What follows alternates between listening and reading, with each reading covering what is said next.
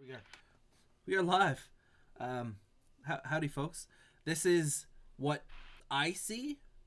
We're not in the stream uh, page thing, but this is what I see when we're streaming. So welcome, one and all. We're waiting for a player. We're doing a bit of level up work here, and yeah. So we are. Ooh, what? But yeah, we are live. So welcome. We have we have Cal and we have Slacks at the ready, and we are just waiting for Jin. What the hell is happening here? I'll just hide this. Cool. Pachow. So, you said you were thinking about going hired gun. Yeah. I mean, I don't know. I mean, the skill tree. The skill tree is really the only thing that is different. I guess there's a couple skills you get to pick from that would be different, but I don't know. Mercenary has ranged heavy gunnery. Hmm. Yeah, Mercenary Soldier is the one I'm looking at right now, looking through the skill, Ooh, skill actually, tree. when droids take a subclass, they'd get 3 instead of 2 of the skills. That'd be cool. You just pick a droid, you just multi-class every time. Why not? I have all the skills. I mean, technically, I might go down that path if I accumulated enough EXP. That is, yeah, that could be good. So, Second win, you get the heal strain equal to the ranks in second win once per encounter. yeah. So, Not that I've had too much strain yet. so this should be like that. I'm Uh-huh. not Jin. Yeah, cool. I moved you over. Is that what I meant to do? Zoom in. Oh, hello, me. Yeah, that is kind of funny. Um. Oh, yeah. It's a pain because I can't really do it until the other guy's here. But yeah. So a recap as to what happened last time. Um, the adventurers, I'll put it that way. The adventurers were in a Twi'lek village that was attacked by a gang of thugs that were sent by a local, I don't want to say crime boss, but a crime entrepreneur. But anyways, he is Angu Drum, that was mentioned by name by the Twi'leks, but a group of his employees, we'll put it that way, drove a space bulldozer into one of the Twi'leks' homes, and it rose. Like the town was like, "Oh my God, what happened?" Everybody woke up and they were looking around, and the adventurers basically took to violence as they have been doing, and demolished the the few goons that were in Newmean, the Twi'lek village that is focused around mining. Now, they debated leaving one alive, but they did not because they would just go see the mob boss himself. So the next day, they took Boroban, which was the Twi'lek. I want to say the leader, the elder that they were traveling with before, and they traveled. However, they were stopped halfway by a pair of bounty hunters that they had encountered, but kind of talked their way around, and from there, the violence ensued, as it has been. Shoot first, ask questions after. But the adventurers did take out these 2 bounty hunters. They found just a bit of loot around. They stole some laminate armor that they had. They stole their pistols. They stole a bunch of stuff, and then they carried on and they went to the cantina with a Twi'lek that they brought with them named Fleck, who was quite brawny and his brain was quite scrawny. Uh, he meant well, but he was a bit clumsy, to say the least. anyways, they make it to the cantina where the mob boss is supposed to be hiding. They walk in. They have a sort of meeting. Threats were exchanged. Yet again, it turned to violence. And basically, they beat him up. They stole a key. They found a message, a pair of messages, actually, that are talking about, that were between him and someone, referring to Trex being able to steal... I don't have the messages right in front of me, but it was essentially... Oh, where are they? Right here. Right here? No. Okay, yes, right here. Talking about how they're surprised that Trex... They're surprised that Trex was able to take away that droid, I believe, is how they said it. And then the next message said something about being decapitated, and that if they knew what happened to Sivor, it'd be all over for the deal. So essentially, one message kind of talking about that, and the other one kind of a bit of gossip between Angu, the mob boss, and whoever else, whomever. I'm not going to be that guy. Whomever. But yeah, so they basically interrogated him. He was very stern on not sharing any information, but he did say that he was working with the Hutts, and basically he was like, hey, I'm working for the Hutts. If you kill me, you're dead. And violence ensued.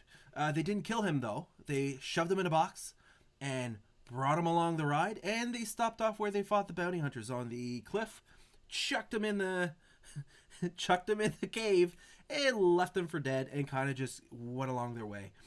And at this point, they essentially made it back to the Twi'lek village, and dropped off Fleck, who is their new hero. And well, he calls himself the hero. He has a slug thrower that Jin gave him, and he's using it like a bat. Whatever, nobody's corrected him yet. It's okay. But yeah, so they went there, and Burban's like, okay, let me bring you back to the thing, and you can take your ship, the Cataclysm, and take it for a flight and go wherever you like, because we're essentially done, and thank you so much for helping us. The mob boss is taken care of. We don't have any pressure. Our mining village can thrive. You know what's up. So you went to the... I don't normally do a thorough recap like this, but we're waiting for a player, so I thought, why not? But anyways, they went back to the city they landed in on Ryloth, which is the Twi'lek planet, and they met Nin, who, well, they talked to Nin again, who is the female Twi'lek that kind of accepted them into the cell of I don't want to say rebels, but something of the sort. Dom, you are very confused. We're doing a recap here. This is the Star Wars RPG.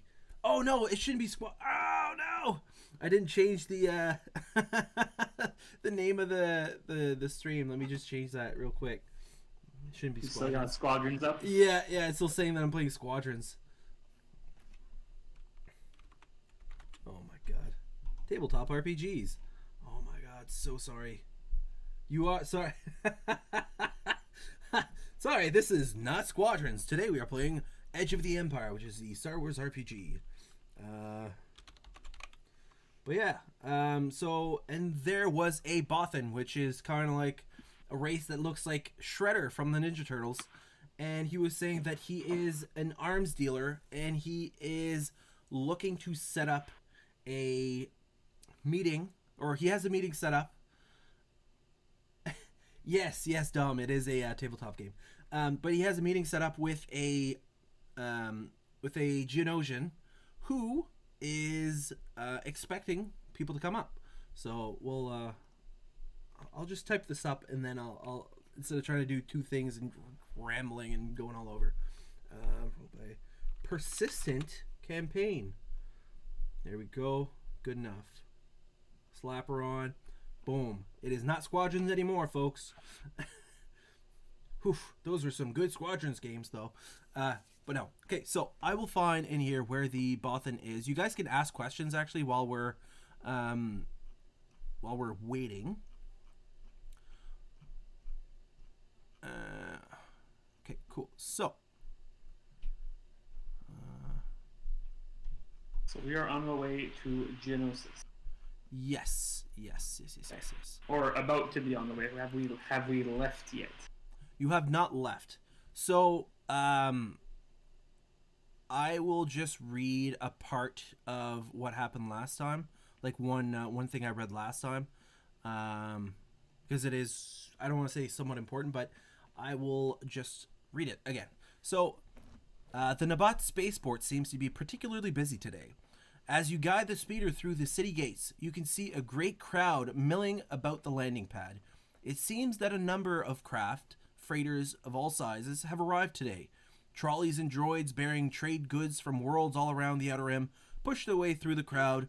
Humans, Twi'leks, Bothans, Trandoshans, and Aqualish are among the myriad species negotiating deals and buyers and spaceport staff.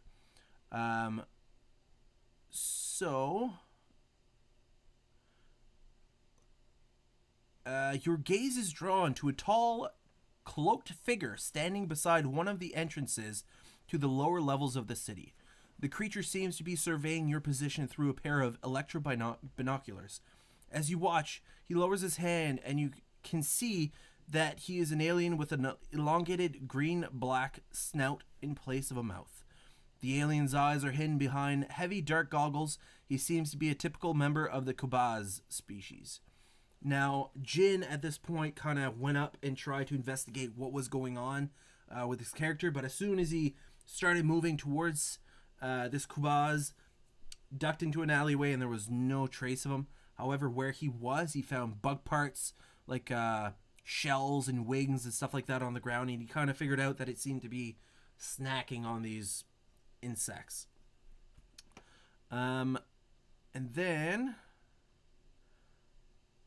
Buraban led you guys into the basement of the first place you guys went in on Ryloth. And then he was like, oh, this is Oda. And then Oda is saying that I'll also I'll also bring this up, Cal, because you did miss an important part. He switches the projector on it, and it displays a series of scrolling images.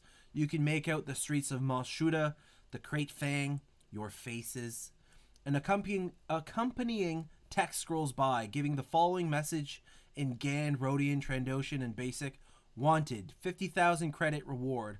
If you have information, contact Timo in Mos Shuta, Tatooine. Yeah. So essentially, you found out that you do have a bounty on your heads, separate from any other bounty that might have been there before. And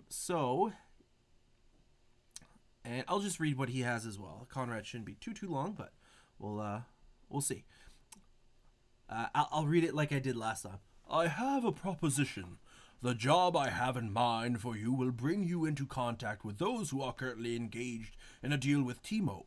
If you negotiate well with them, they could provide you with an opportunity to strike at the Hutt from the heart of his own palace. I won't lie to you, there is some risk, but you will have a better chance following my plans than you'll have once these bounty hunters catch up with you. I will, of course, also see to it that you are rewarded for killing or compromising Timo the Hutt. He should have the credits on hand to pay his hunters, and I will make sure any such money passes on to you. I have been invited to a private function to be hosted by a Geonosian Duke, Duke Piddock. I am not expected to turn up myself, of course, but the Duke will expect a few guests to appear as representative of my interests. The Duke recently planned to do some deals with Timo, then changed his mind. As it happens, this Duke has a rival, Duke Dimmick, who is due to deliver some goods to Timo in a few days. If Dimmick knew what made Piddock change his mind. He might agree to help us. So is that understood? I realize it's complex. We have to find out from one Geonosian what caused him to turn from Teemo in order to convince another Geonosian who's currently working with Teemo to help us. Okay. I got some, at the beginning of that, some really like weird George Takei vibes from that. It's just, Oh no. goodbye. Oh, good dear. So did you guys have any questions for him?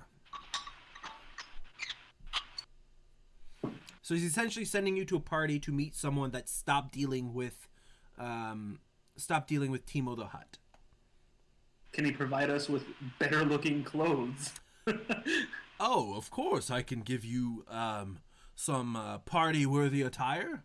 And also one thing, once you get there, do not bring your large blasters with you. It'd be a bit rude to have essentially a killing machine on your person.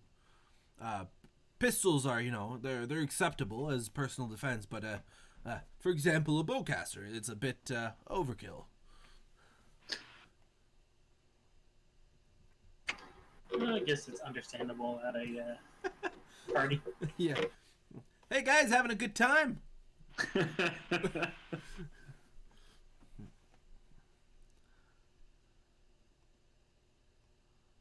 Okay, well, I am, and so obviously a slug thrower rifle would not go boat over well there either. Correct. I'd recommend perhaps just sticking to a blaster at your side and see where that may go. However, I don't recommend any violence at all. This is not meant to be an execution in any way. It's always the ones that say that have got something scheming. I'm trying to remember everything we asked him last week. We asked him about the clothes, transport there. Yeah, you guys will actually take your own ship that has been repainted. I'm not sure if you saw it, Cal, in the group chat. I did. Yeah, so the Crate Fang is blue and black currently. I wish I could give credit to whoever did that, but I saw it on Instagram and I just took a screenshot and there you go. That's what your ship looks like. It was originally red, but now it's that. Oh, now this is all messed up. Oh no. Oh no. Oh no. I've joined over my phone. Oh my god. Okay. Cool. So, are you currently heading to your hotel? Is that what's happening? I refuse to ask a question that may knew that I'm breaking the law. Okay, cool. No problem. Okay, so let me just edit these scenes so they this thing so it kind of makes a bit more sense. So, quick question for the crew: How many pistols do we have now? Since I lost one. Well, Sex. that one's been Sex. retrieved actually, because I they killed. believe that you have a new business opportunity for our dear friend Cal. Is that correct? I did find something he might be interested in. And what's that? I hold up a heavy blaster pistol. That was mine to begin with, wasn't it? I don't know. We found it off somebody who no longer needed it. Also worth pointing out, he's used the said blaster pistol and almost killed us. So I believe there should be a recovery fee. You guys are nothing but grubby, money-hungry bounty hunters. Well, would you I not? am not the bounty hunter. Just a question. Does that not say a lot about the company you keep?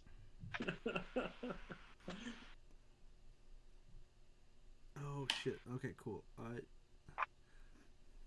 Carry on, folks. I'm just trying to fix this. Oh god. I'm sorry. It's okay. It's okay. Player. Oh Lord. So, Cal, when we were doing all this stuff that was death-defying and mafioso dealing, what were you doing? I was helping the Twi'leks in the mines. Oh, Can't you see all this debris on my exoshell? There's a pile of you're dusty. This is the second time I've gotten dusty for you fools. First time was rusty, second time was dusty. How dusty are your knees? Ooh. How dusty are my what? Your knees. Or what are you implying? I'm not implying anything. I'm asking a genuine question. He spent a lot of time with Angu. His mama jokes are coming out. Okay. Nothing like that. Okay. I was just making certain.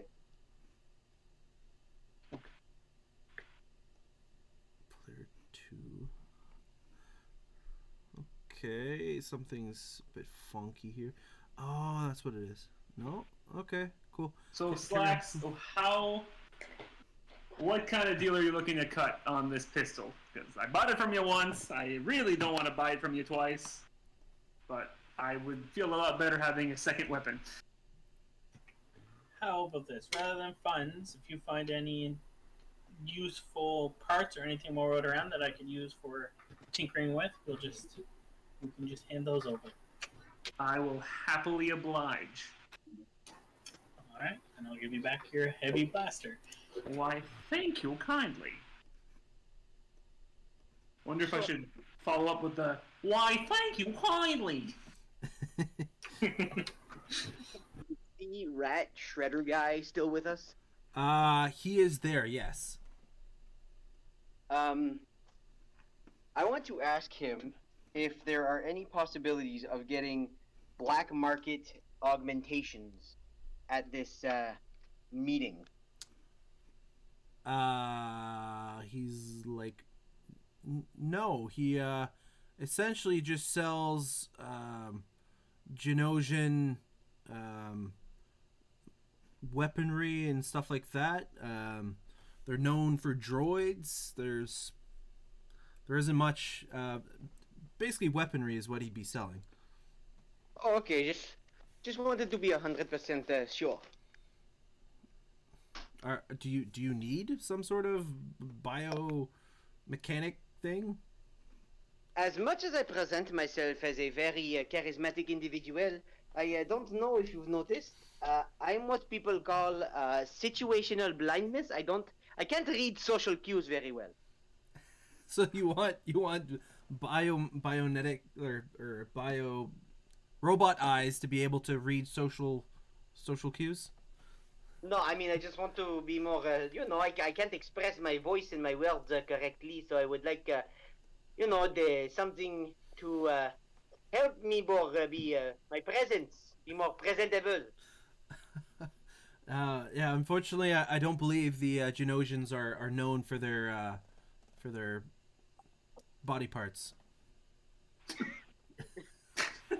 Wait, that doesn't sound very good for you there. You're sending us to a black market thing and you start talking about body parts. Are you a people butcher? No, they're not known for their body parts.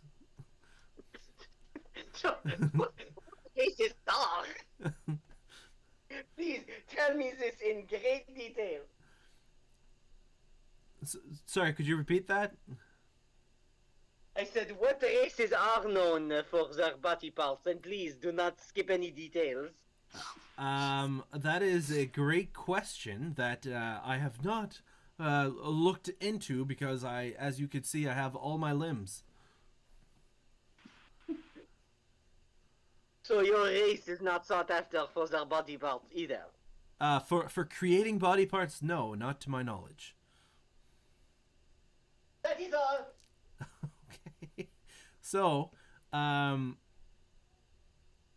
if you guys would like to have a rest, you guys can heal I will say all your wounds, as the physician will tend to your aching bodies, and they will actually attempt to heal a critical injury on each of you. I think I am without critical injuries now. I have 2. I have to open my character sheet. I think you have one. I think everybody had one except Slacks had an extra one because he was crit by a bounty hunter. But I Are we think they losing were- strain too? What's that? Sorry. Are we reducing our strain too? Yes. Whenever you have like a night's rest, your strain resets, and typically you only heal one wound. But with the physician there, I will let you heal all your wounds. And I heal 2. Question Oh. 2. My 2 strain that were there for the obligation pop-up, they're gone too? they will be gone. But at the start of the new day, I will roll a d100 and see who gets some strain. Of course, my luck. Cool. So, .R, we're gonna do yellow, green, green, and who wants to go first for attempted healing? Because they are at different difficulties. You want to go? Okay, perfect. So, for a second critical injury, it is 2 purple. So they're going to attempt this recovery. Nice. They successfully heal 1 of your critical injuries. Woohoo! And we're going back to green, green, yellow. And who's next? I'm still opening my sheet. Just give me a minute. Let's do Cal in that case. I don't Okay. think... Do you have one? I don't have any critical injuries now. Okay, perfect. He wasn't there. Right. No, but if you had gone down or something like that, you could get critical injuries even before. Yeah, true. Cool. But anyways, let's just assume that you don't have one, and then for Jin, that is a success as well. So you heal your critical injury. The physician is quite good at what they do. So what he or she does. Funny, we didn't even have to roll for me because I don't even think I had any to begin with because I started last session with none. We were like recovered or something like that. Oh yeah. Okay, cool. You dropped before this happened the first time. Right. Cool. What? So for some reason I cannot connect to the internet on my computer. It doesn't exist according to this Best Western. An odd trick. Type in internet.com. Yeah, but like it's not even popping up on my Oh, like computer. Saying, like the Wi-Fi network is not showing at all. yeah, Their Ooh. Wi-Fi might be down too. I hope not. That's how I get my sheet. That would suck. Yeah, well, we can. I mean, man, I can make this work. I can always make it work. I'm a man of the people for the people. You got data? Set up a hotspot. No, that'll drain my fucking account. So moving on. So, the morning, Ota, which is the Bothan, kind of walks up, and they're like, "I have finalized the arrangements. The party is due to start in 12 hours. More than enough time for you to make a hyperspace trip from Ryloth to Geonosis. This communicator," and then he holds up like a little electronic, like almost like a comlink, provides the encrypted signal that will allow you through the Geonosian security cordon. Make your way to the landing pad of Gogum Hive, a small city to the north of the planet. The Geonosians there will look after your ship and escort you to the party. The next morning, you should fly to Trellick Hive, due west from Gogum Hive. This is the home of Duke Dimmock. Once you are there, use this communicator to contact me so we can plan our next move. So just to recap, you guys are traveling to Duke Piddick's party, and then the next day you were supposed to go see Duke Dimmock. Okay.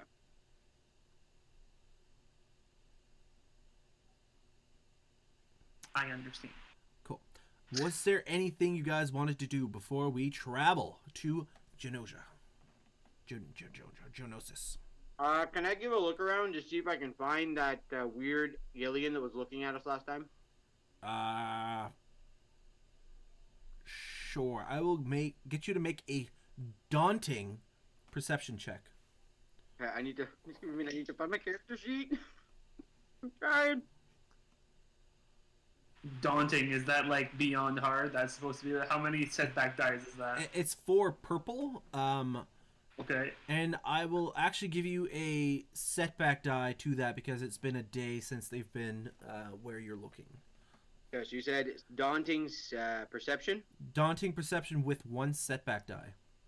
Okay, so... a minute. Do you want me to roll it? Okay. I got it. Cool. So it's dot R. Yeah. Purple, purple, purple, purple. 4 purple and 1 black. And that's a K, right? For black? Yeah. The wrong button. Oh, that was by a lot. That was not by a lot. I know. But you did unfortunately fail, and you don't find any sign of this Kubaz. That's what it was. Yeah. I think it's the Mandalorian. He's the one that plays a little flute when they order like a speeder on the ice. I could be wrong, but I think that's the race. I'll be right back. I'll see what's going on with the Wi-Fi. Okay, cool. So, the rest of you, was there any sort of task you would like to do before you head out? I will pop behind the pilot's seat and make sure everything is ready on my end to fly. I know Slacks is more the engineer, I'm more the pilot, so let's take a look what we can find. So, you actually find that your ship was fully repaired by the Twi'leks. The cell of Twi'lek. I don't know. I don't want to call them the rebels, but like the freedom fighters. There you go. They essentially took care of your ship, repaired it all the hull strain and everything is mint. And yeah, no, your ship's great. Okay. Well, then I'm gonna set the coordinates, and then wait for us to get into space Cool. So to you're launch us in hyperdrive. right on. So as you go to leave, Boraban kind of steps up. He's like, "Remember, if there's any kind of thing you need from the Twi'leks, just swing by Numin, and if we're able to help, we will." And Fleck, I think Fleck had an awakening. He wants to be an adventurer. He wants to be some sort of hero. He really felt mighty helping you folks with the gangsters. So you changed his life, and you changed all our lives for the better. We appreciate it. Oh shucks, guys. Oh, and Cal, you helped in the mines too. That's right. I got dirty. Yay me. Woo-hoo. You did help fix that house that was run into by a space Right. bulldozer. So You're damn right. yeah, they appreciate that. There you go. So There you go. the ship prepares for takeoff. It kind of rumbles a bit, kind of hovers, and then goes into the air. And the coordinates are set, and you are launched into hyperspace. It takes a little while to get there. You guys can change into your new, change into the clothes that were Fancy digs. that were provided. I can let you guys flavor them in any way you like. But yeah, you have a new swaggy set of garments. Garments. Yeah. So you see that there are ships flying around. Whatever. It doesn't seem overly busy, but you don't seem to have any problem with security. when you get close, your little electronic transponder thing does a couple beeps, and you can assume that's just it kind of transmitting the clearance code or something of the sort. Essentially, you're able to get past their security without any issue.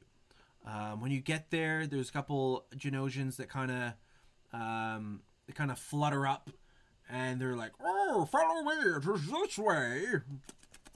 And they kind of flutter about, and they bring you to a cantina, where you can assume the thing's gonna happen, right? So, you enter the cantina.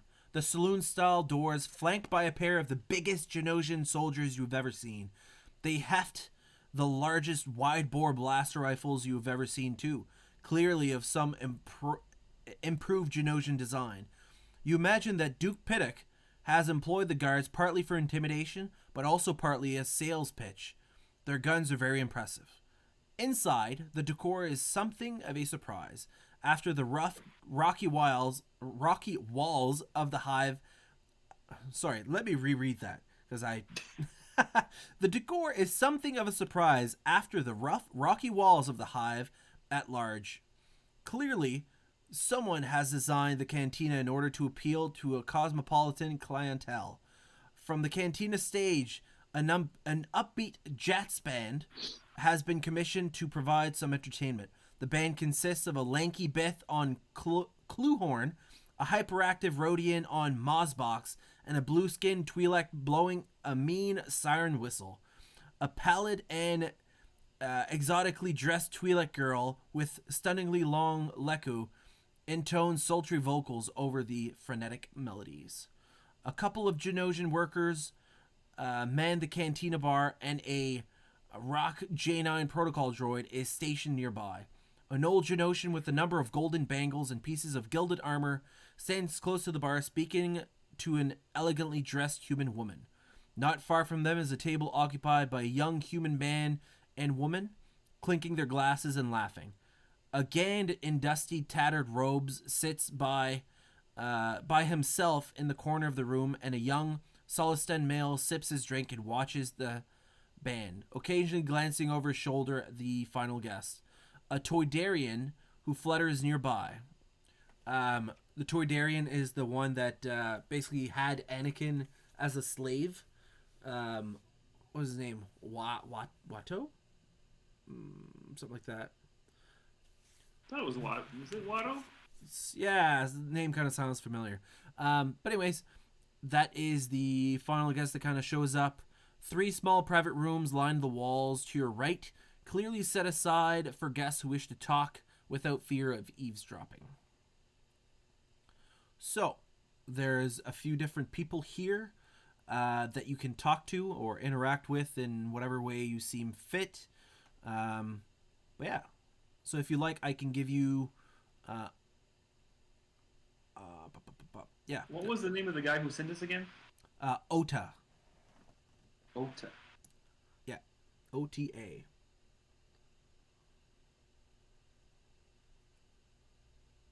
He's a Bothan, right? Yes, I described him as a werewolf, then Conrad was like, "Oh, he's like Shredder from the Ninja Turtles." Yeah, that's kind of what they look like a rat, doggish looking race. Bothan spies. Yeah. Okay. Is it safe to assume that the one dressed in all the golden bangles is most likely Duke Piddock? Duke Piddock? You can assume, yeah. He seems to be the only Genosian kind of hanging about here, so. Other than like the staffers and stuff like that. Exactly. He seems to be of Duke stature. Oh, Dookie. He's very Dookie. Dookie, yeah. He's a Dookie. So I'll ask Slacks if he thinks that we should approach him right away, or should we kind of read the room first before we make our move? I think a quick look around would be smart, but we don't want to wait too long to, at least go and say hi to our host. Right, I agree. Why don't I'm going to go check if one of the rooms is free, and maybe you can go thank him for the invitation, and let him know that we want to talk to him privately, if we can. Jin, you messed up the thing. Wait, let me fix it here. Is it gonna flip over? I'm gonna be halfway through fixing it, and it's gonna flip over. That's how that works. Sorry, I had to go get a Ethernet cable to literally plug my computer into the wall. Oh, that is awful. Absolutely barbaric. What is this, 2004? Unacceptable. Unacceptable. Got my character sheet open. I'm ready. I'm ready to fuck shit up. So violence, right? That's what the Bothan said. Violence all the time. That's the answer. Exclusively. Okay. The Bothan said not to be violent this time. Alright, so you guys, Might be something that you can't handle. I'm gonna go over and pistol whip the Duke. It calls your mama. Mother, I crave violence. Oh shit. Cool. There we go. Right on. I think we're fixed. Perfect. I like it. I like it a lot. Sorry to rush you. I know you're eating and drinking and all that stuff. I'm good. Cool. So, there's a few guests. I'm not sure if you heard what happened. Walked in. There's a bunch of people. There's the Duke. He's clearly there. A couple large guards at the door with impressive Geonosian blasters. So there's a bunch of people you guys. There's a bunch of people you guys could talk to, and yeah, make your way about and do what you will. So I was about to go thank our host for the invitation. If you want to come along, Are you inviting me or are you inviting Cal? Because I know you guys have been really chummy today. Cal was going to go see if you could find a quiet spot for us to talk with him later. Okay, first. Did we come up with the cover stories that we were told to come up with? We need 3. We need 1. You guys can be like the same group, is what I'm not sure what your 3 were, but proceed. Sorry, didn't mean to cut you off. Because the Bothan told us that we needed a cover story to talk to the people inside that weren't important. Just say like, oh hey, like I work for such and such for such and such things. Could you help me? Then we needed something for one Duke to tell him like, hey, I'm here with the Bothan. And then the other Duke, we needed another story for why we would be here. This is the first time I'm hearing of any of this. I know. Yeah, this is what we discussed at the end of last session. I did forget that in the recap, but I will put it this way: you guys shouldn't overthink that part. Okay, good. So we are slavers looking for a way to keep our slaves in line. Oh god. Easy peasy lemon squeezy. Handcuffs, laser blasters, tasers. I mean, they're weapon dealers, so. Yeah, it shouldn't be Alrighty. anything new for them, I guess. However, the Duke is expecting you to be there on behalf of Ota. Ota, who he knows is an arms dealer. Cool. So, Slacks, you were going to go to see Duke Piddock right away? Yep, we're just gonna go thank him for the invitation to the Barney. So you want me to go with you? Is that correct? Yeah, if you want, come along. No, I think you've got this. I'm going to go look at the guards. Cool. Okay. And Cal, you said you wanted to just sit in one of the booths? I'm gonna go check if I can find a booth that's clear. Like, make sure that there's nobody around it so that we can have a private conversation. Yeah. Just walking around, you see that all the booths are currently clear. It seems to be people kind of discuss, and then they're like, "Oh, let's talk in private," and then they kind of go there and talk. So people tend to be like more mingling at this point as opposed to in there. So they're all actually they're all free. Wunderbar. Yes, and we will go to. I I guess Slacks at this point, and then we'll go to Jin after.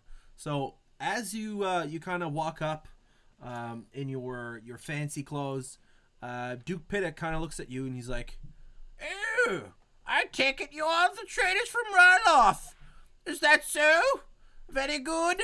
I hope this evening will provide to be profitable for us both." Glad I didn't go.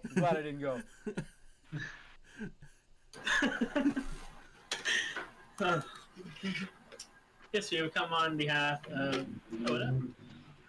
We wanted to thank you for the invitation.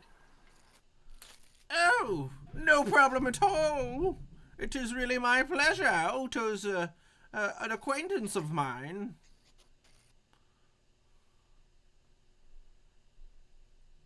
So what brings you here? What can I do? Well, we're always interested in seeing what wares you have currently available.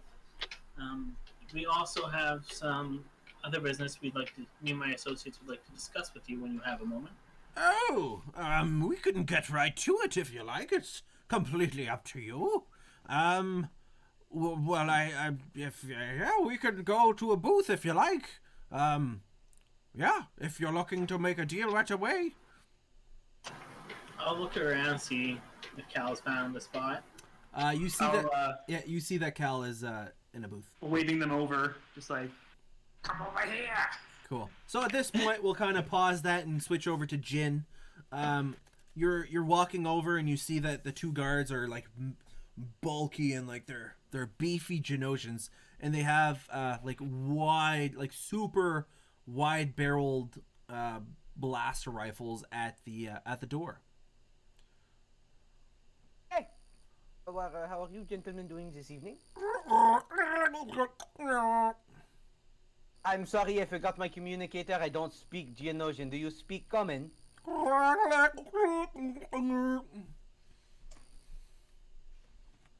I'm just gonna start going. So I'm dressed fancy, right? Yes. I'm gonna start going. I need a translator. Just snapping like this, like a pompous prick.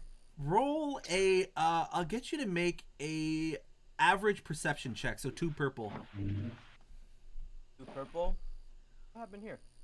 Oh, that's fine. So 2 purple. I gotta heal myself too. So 2 purple. You said persuasion? Yes.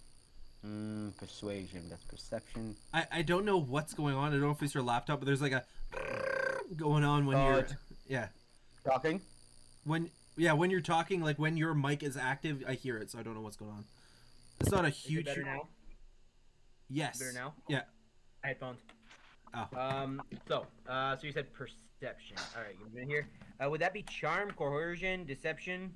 I think it's perception. I think perception is a skill. Oh, perception. I was looking for persuasion. Sorry.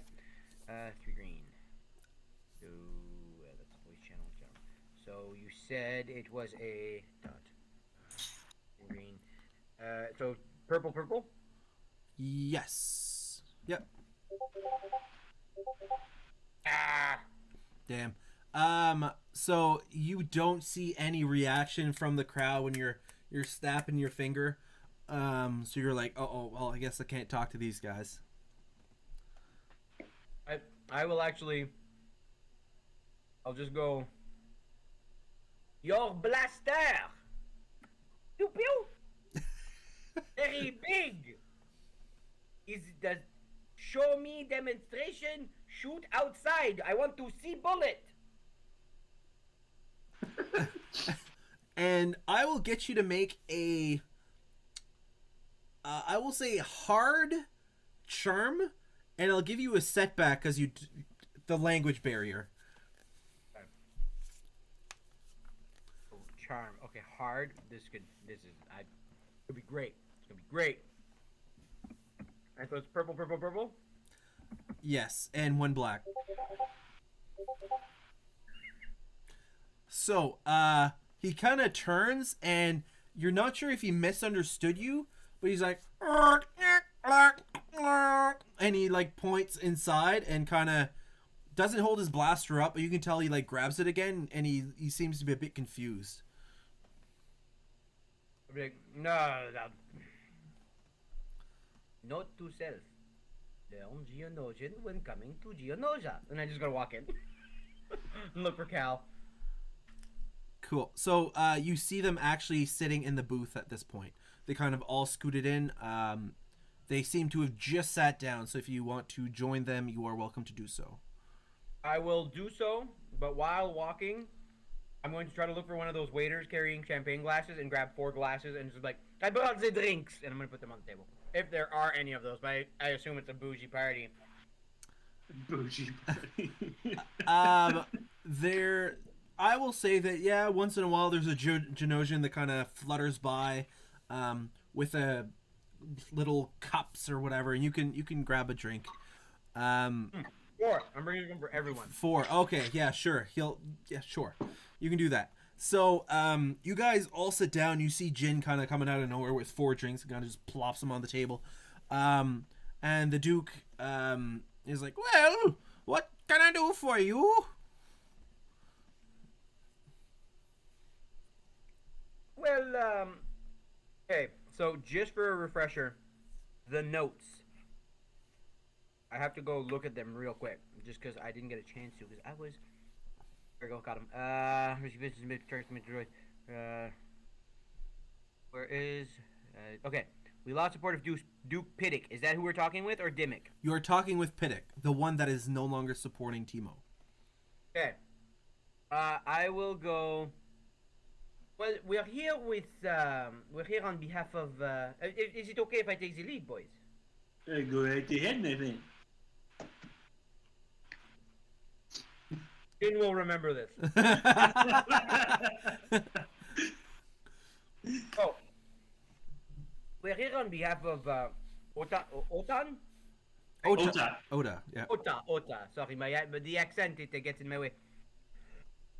And we've of course being hired help for him. We've done a bit of research. I don't mean to pry, but we've heard that there has been somewhat of a love lost between you and some of the huts. We just want to be sure that before we proceed with business, what that would entail, and if we end up doing business with you, would the huts come after us? No. I would say that, no, I've just cut off deals with the huts. They've found another Genosian to deal with, and, we should be free of hut trouble. Oh, okay, that is good to hear. That's good. So if we do business with you, the huts will not be like, hey, Ota, you bastard, pow pow. The huts say hello. I don't believe so. They should, kind of hold to themselves. They've found another Genosian willing to deal with their nonsense. Okay, just, By nonsense. What do you mean by nonsense? thank you. Well, they've hired some people that I find very questionable. So what kind of deal are you looking to make? Well, we're looking, if we're talking here, big brass tacks, I did see the blasters on your guards. Well, would say hip because they're blaster, but the rifles they have very big big barrels. What is the caliber of those rifles, if you don't mind me asking? Oh, they are Genosian blaster rifles. They're able to deal a critical hit on a with 2 advantage. And these technical terms, they're essentially the same gun, but the crit rating is 1 less. Okay. So it's like a blaster rifle, but Genosian blaster rifle is a crit with that's 1 easier. So it's easier to get a crit. Yes. They they both had that. We do actually have a few different options. We have a heavy blaster pistol that we've recently engineered, and also Genosian blaster carbine. Oh, well, could you tell me about that weapon? It's the exact same as a blaster carbine, except the crit is 1 easier. I'm not super familiar with the stats for the weapons, but yeah. Oh, no problem. Oh, that sounds like a good thing. Okay. I'm going to be like, what languages do you speak, Cal? Common. Yeah, this game is weird so in the I'm sense going to- that they don't provide a list of languages. Like it's weird, but yeah. I know you would think as a droid I might have a little bit more ability to handle that, but Okay, so I'm going to reach into what little chiss I know. And I'm going to look at Cal. While looking at Cal, giving him a look like play along. And just go, tu sais, mon ami, je peux dire beaucoup de choses qui fait aucun sens et juste tirer des mots dans une autre langue que ce garçon ne peut pas comprendre. Mais tu sais, Sevor, des fois, parfois, on se trouve qu'il faut faire des endroits de faire des choses qui fait aucun sens et tu souhaites, tu sais, tu tires les dice puis Sevor et tu souhaites que ça tombe dans ta faveur. oui oui, patate, banane, salaud. So the guy's like, did you say Sivor? I don't know whatever language that was, but did you say something about Sivor? Oh yes, one of our acquaintances. We intercepted. We got a why who is this Sivor to you? He was one of my technicians. How do you know of Sivor? I just want to clarify. By technician, you mean? Person who works on droids. Like a Oh, mechanic. Was he very important? I've many workers as a duke. I deal with many people. But I guess he was one of my favorite technicians, putting him above quite a few. But the population of Genosha, or Geonosis, is 99 billion. So I must say that important. To be one of your favorites, he was very important then. Yeah. There's thousands of dukes, and each duke has thousands of employees, and it's a lot of. So how do you know of Can I roll Sivor? an insight on that he's like not that important to him? Sure. That would be I will say. I was going to say discipline.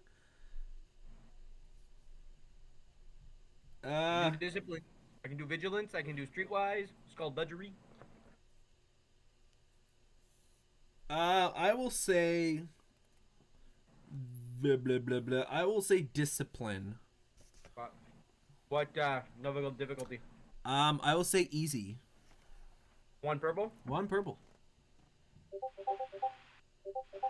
Cool. So you can tell that he actually doesn't seem overly bothered, but he seemed to have kind of clicked with the name, and he's like, "Oh, that's." He's curious how you know of Sivor. Well, we've my mechanic here, with our ship, was scanning through different channels of communications, looking for future employment for me and my 2 associates, and we ran into a message that mentions the name Sivor.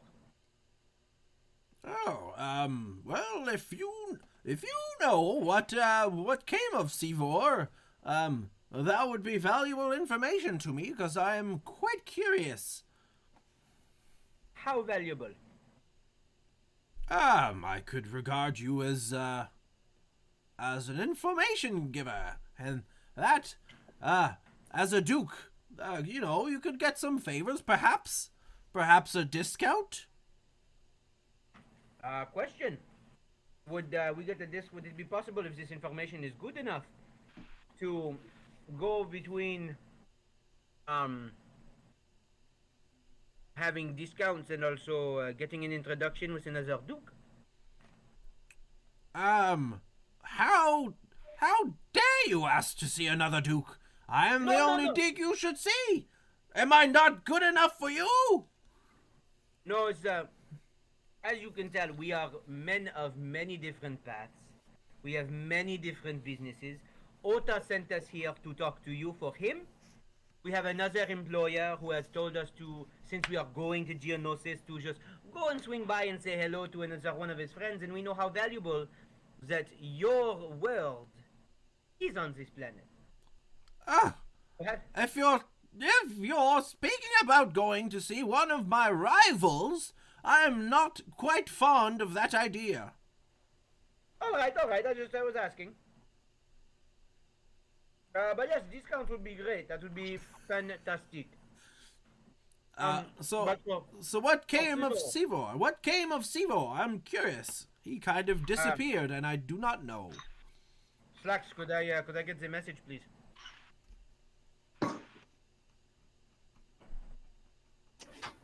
You want me to just say what happened? Oh yeah, yes, yeah. It's basically where the message we transcribed. Well, from the message we found, he was put into a pit to fight and basically ended up decapitated. So what you're saying that Sivor is dead? Who? The direct message is, and I'll just like take the piece of paper I wrote on. Yes, it is a risky business. I'm amazed that Trex, who we have dealt with, managed to get away with that droid technician Sivor without causing the whole thing to fall down on our heads. Our heads being, what was by Agu... what was his name? Abu Dhabi? Angudromb. Angu Drum and this other person that was having the communications. You never know with criffing bugs, with their clades and casts and such. Annoy one at the top and you lose every other link in the chain. Starts from scratch.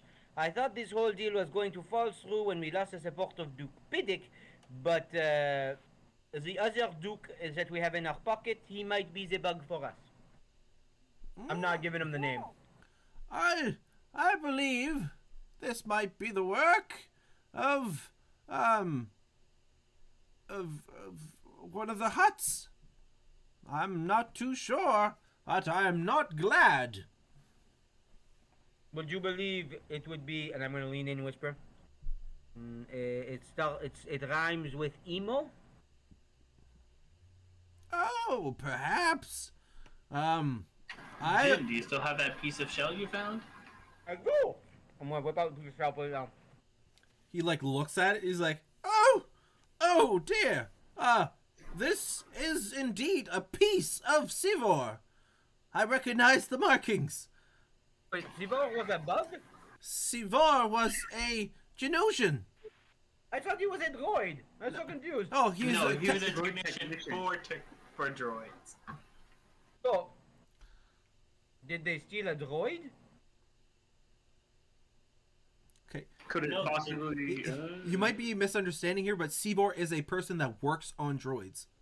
Okay. Yeah. So I would like to know if we are to have this conversation now that is somewhat turning into business on our end. Since we found out what happened to Sivor, would it be possible for us to get a glimpse into what he was working on? Sivor worked on droids. He was just a technician of mine. You're asking to look at the droids? Yes, because if he's just a typical technician, I'm just hired person number 4, although we are 3, don't take that into consideration. Why would somebody come for me? There has to be something special about what Sivor was working on, I believe. Roll a hard charm check. Oh, fuck, can I get somebody to help me here, please? Christ. I'm not charming. This is why I want to get upgrades, people. I am also not. If I'm you guys are probably equally as uncharming.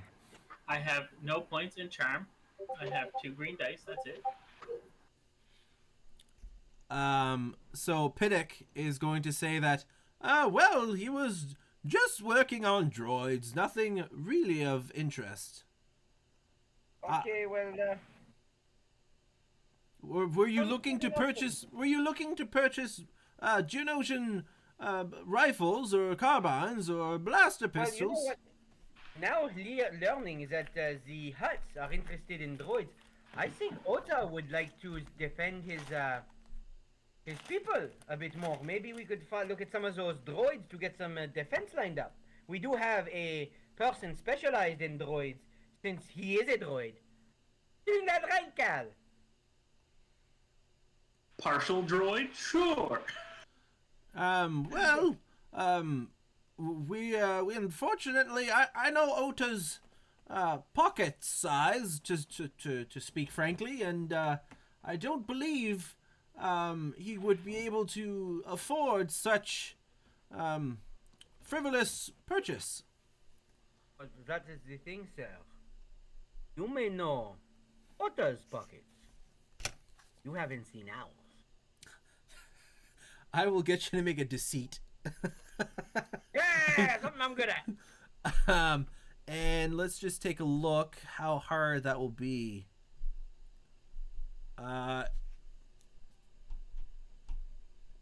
It'd be just as hard. Yeah, hard. Three purple. How many force dice do we have? We haven't rolled. I also didn't roll for the D100 for the thing. Obligation. Yeah, so 83. I think you guys are safe with that actually. So no strain given. But you guys can each roll a white die to see what the force and I like it. Oh, Woo! I didn't know. What is it? Just R white? .RW. Blech. Ho, ho, ho. 4 light, 1 dark. So are you I'm gonna looking use- to upgrade one of those? I am. Okay, cool.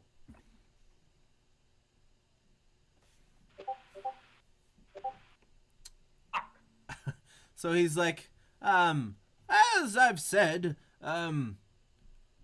you're essentially here to represent Ota. I don't know why your pockets would be any bigger than his, but like I've said, we don't sell 3 droids to people. We sell many droids to people. Essentially, have you heard of the Clone Wars? Have I heard of the Clone Wars? Who? No, I have not heard of the Clone Wars. Please enlighten me. Well, they should have been called the Droid Wars because there was many more droids than clones. And guess who made those droids? The Empire? It wasn't the fucking Twi'leks. It was the Geonosians. And he, like, some sort of weird Geonosian cry. It wasn't the fucking Twi'leks.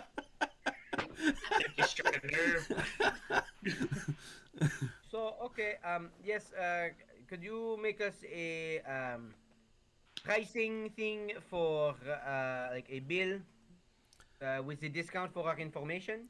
And we will get a hold of Ota, and we will get back to you, once we have finished our communications. Perfect.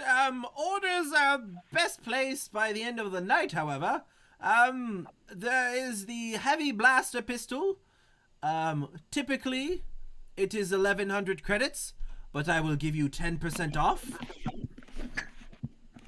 So it will be 990 credits. I need a pen, give me a moment. Penisland.com. No, Great. you got me once with that.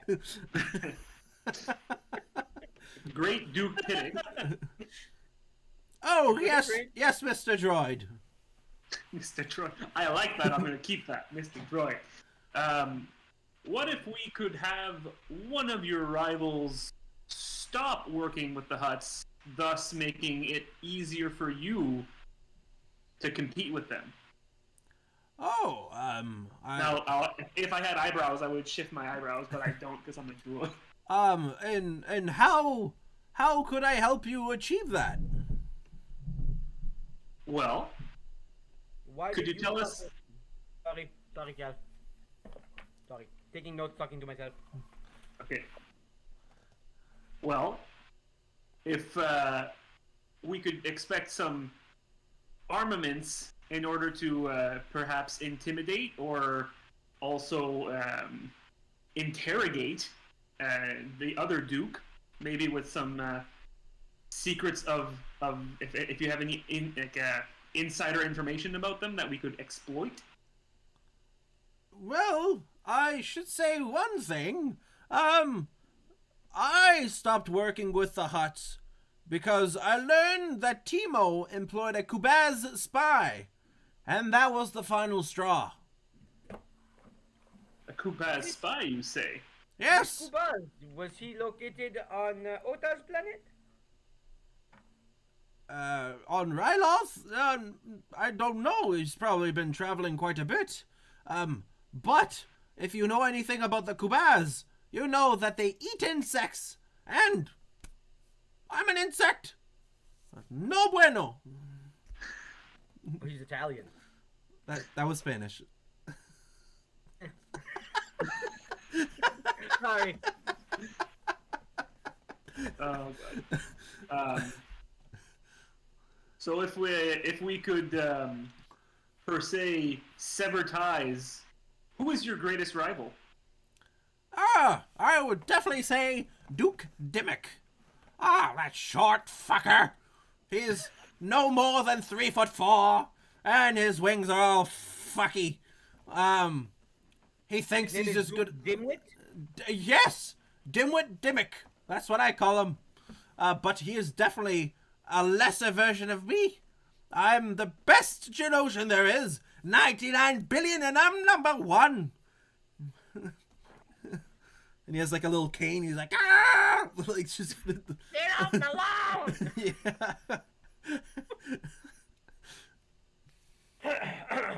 So if we were to, help you out with this, what kind of reward would that entail? Well, perhaps I could give a further discount to Ota if he's looking to purchase. But as far as other things, perhaps, I'm not sure. How about you roll a hard charm check? While he's doing this, can I be massaging the bug to give him a blue dice? That might be like 3 black die. Come on, you know you want to. It wasn't the fucking Twi'leks!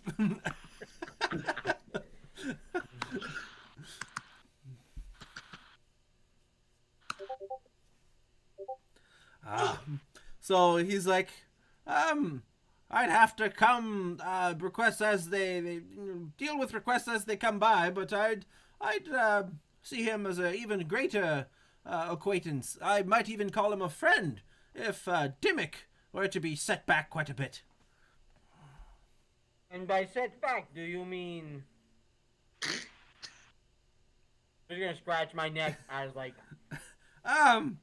If you believe that it is possible to take out such another Duke, I mean, why not? I feel like we're talking to like the friendly old neighbor who's senile and he's like, sure, fucking do it. I hate my neighbor. You're like, I could kill him for him. You're like, yeah, kill my neighbor. I don't like that his dog barks. Yeah, kill him. Bang, bang, bang, bang! I said the dog!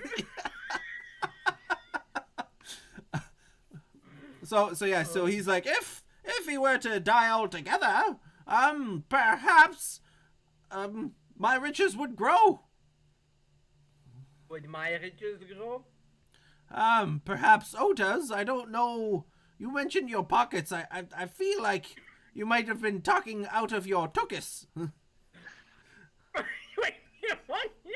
you have no problem saying fucking Twi'leks, but the word ass that is off limits. It's now confirmed the Geonosians are scared of the tushy. When we talk about the Clone Wars, it's a bit of a touchy subject for us Geonosians. They all call the Clone Wars because the clones kinda won. So, That is the real reason they're called the clone. Nothing to talk about then. It doesn't help that they invaded your homeworld, those damn clones. Yes, those were dark times, but that was like 6 generations ago. We don't tend to live that long. Wait, wait. So if we go take care of Dimmick, will you be dead when we return? No, of course not. I've got a good 4 years left of my life. 4 days? 4 years! Oh, okay. For a bug, that's what, 4 days? Rotations of the planet and the spinning, that's 1 revolution per year. So 4 years. The more senile he sounds! and I got a good 4 years in me. You want a nuke?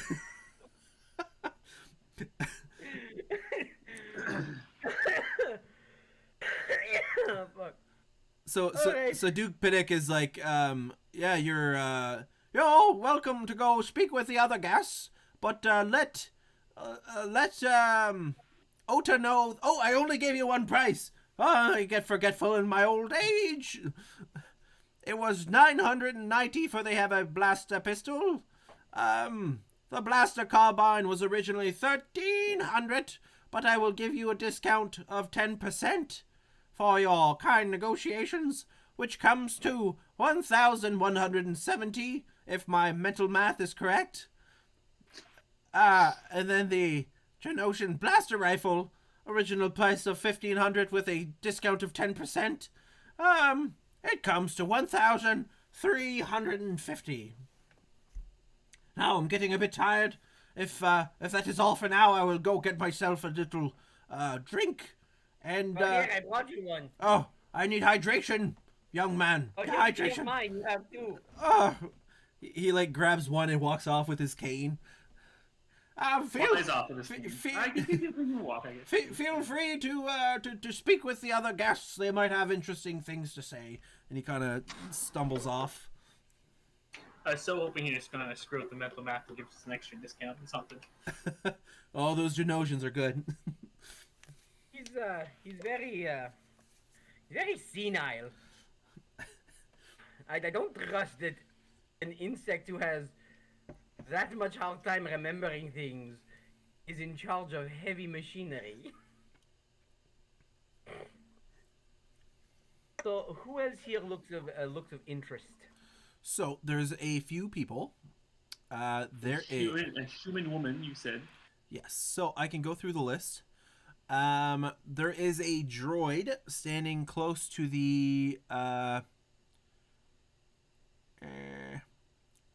bar. There is a Gand who is wearing like just kind of Gand robes, like nothing fancy. And again, kind of looks like a buggish kind of race as well, and has like a metallic kind of speaker, probably to breathe on different planets. I'm not sure. There is also a Solustan, or whatever, the guys with the 2 flaps on their cheeks. They're typically they've been seen in the movies a few times. Balchinian? Yes, the Balchinian. There is a fancily dressed human female, and there is a guy, a Toydarian, I think. He is the same race as the one that had Anakin and his mother as a slave. Then there's also 2, a pair of humans that were clinking glasses and laughing, and they seem to be like relatives, probably brother sister. Lannisters. Yup. So I say we split up and just get information. I'm going to go speak to the droid. Okay, cool. Where would the rest of you like to go? I will go speak with the human female, the fancily dressed. Okay, perfect. And Slacks? I'm gonna go see the siblings. Cool. So I will do it in order that they appear in the book. First one is the droid. So, as you approach, he's like, "Greetings, master. How may I join BG222 of service to your colony? You wish to be introduced to the Lavo Sultan Munan. He wishes to visit colonies throughout the galaxy. Bzz, please leave him be. He is enjoying his sonic vibrations." He's enjoying what? Sonic vibrations. Did he introduce himself like that to me? Yeah, he is BG222. 222 blowjob. BG, No. not J. Oh, Big Gun. Big Gun. I'm going to. Is it okay if I call you Big Gun? You may call me what you want. Please leave my master Mu Namb alone. He is enjoying the sonic vibrations. Who is your master? Mu Namb. Where? What does he do? He is sitting by the stage enjoying the sonic vibrations. I also have a problem with communication. He's listening to the music. He is listening to the sonic vibrations. Sivor? Who are you talking to? Okay, no, he doesn't. Okay. What do you like to do, Big Gun? I am programmed to facilitate short and pertinent introductions. Cool. Hey, what's that over there? He kind of looks like, Come by. you what? You go by him? Yeah, just straight up, just stealth by him, so he doesn't realize that I walked by. He turns. He turns. He's like, farewell, and he like doesn't see you. So you want to go see Munem? Go see Munem. Okay, cool. So we'll carry on with the others, and we'll come back to that. So the fancily dressed woman, as Cal walks up, she's kind of standing there, and she's kind of looking about, and she's like, "Such a fascinating society the Genosians have for themselves here. Have you managed to catch any of the ritual combats during your visit?" Not yet. We just arrived not that long ago. "It is somewhat barbaric, but quite fascinating, I must say." Care to go over a drink? Perhaps. Sure. Why not? And let's get you to make an average charm check, and let's give you a setback die. We might discover why. She's an assassin. Oops, that's not the right thing. So that would be 2 purple. 2 purple and 1 black. Nice. She's like, why not, Mr. Droid Boy? What could it hurt? And she basically agrees to have a drink with you and discuss the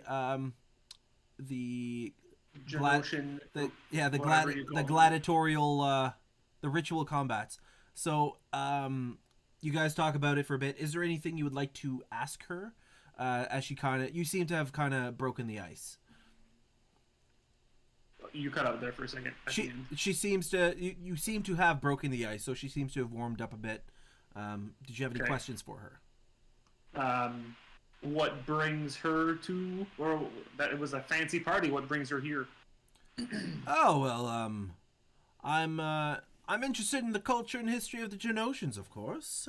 I'm here to buy some antiques from Duke Pinnock. What kind of antiques? Anything of interest. Some art pieces, perhaps. Maybe some, just artifacts, just old things. I'm not sure. We haven't really gotten into the soiree yet. Fair enough. Fair enough. What do you do? What do you do?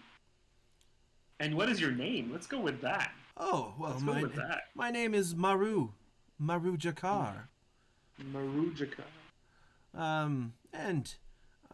You know, I've just basically been sent here to collect some artifacts. I work for Collective Artifacts, and that's practically what it is. You've been sent here. Your employer must have quite an eye for precious artifacts and beautiful women. Oh, I appreciate it, but unfortunately, I appreciate it, but unfortunately, you don't have the bits for me, boyo. All of a sudden, Cal presses a button.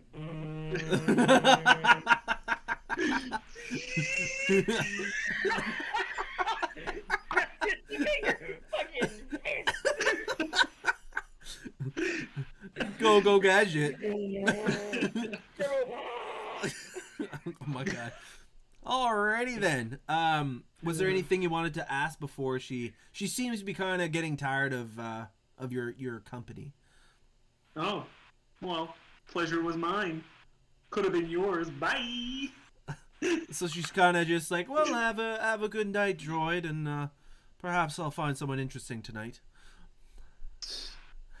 Well, that's a Cupid gin if I ever saw it.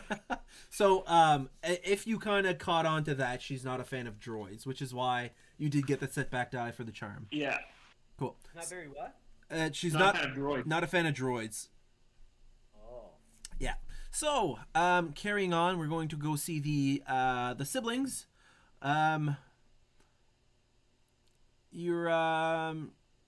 You kind of walk up in your fancy clothes there, Slacks, and the girl kind of speaks up. She's like, "Did we see you guys come in on that freighter?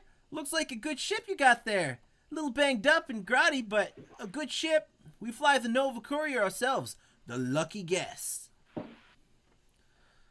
And you can tell that the guy is kind of like kind of drunk, and she seems to be a bit more sober. Yeah, it looks a bit rough, but it's in very good mechanical condition.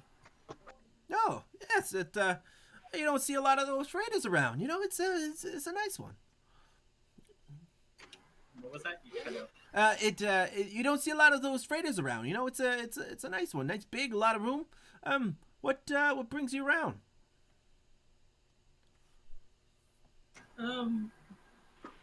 Just here on business, talking to Lord Piddick.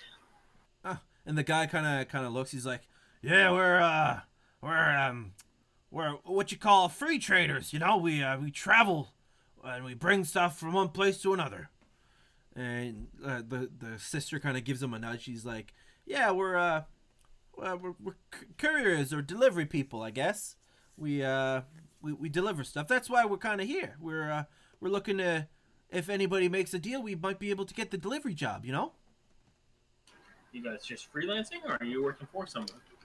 We do have we do have a contract with Duke Dimmick tomorrow, but we could probably fulfill anything that gets done with Duke Piddick today. What kind of business do you have with Piddick?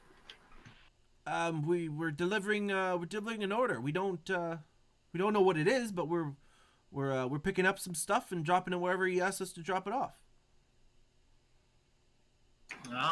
Yeah, I think we'll be meeting with him tomorrow as well. Oh, that's quite the coincidence. So where are you guys from? The guy's like, we're from Corellia, you know, kind of a dump, but you know it's got some good milk. And he kind of keeps drinking, and she's like, "Yeah, we are from Corellia. I'm Orpa, and he's Wex. But we haven't been to Corellia in a good while." No, not much reason to go home. No, we've been flying around. You know, free traders tend to be busy. Yeah, there's lots of work out there. Yep, lots of work, especially once you can get in with Genosians or someone who has a lot of, you know, they move a lot of product. You know, you just gotta fly around and drop it off, and you make yourself some good a good pile of credits. What kind of ship did you say they had? They have a Nova Courier.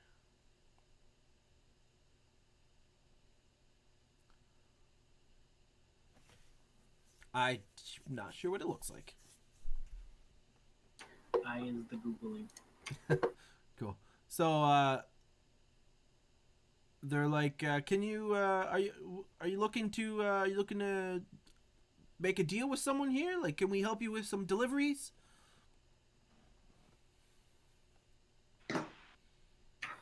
We're still in talks about the deal, whether we'll be making any purchases, but there's potential might have use for your services. Oh well, keep us in the know, you know.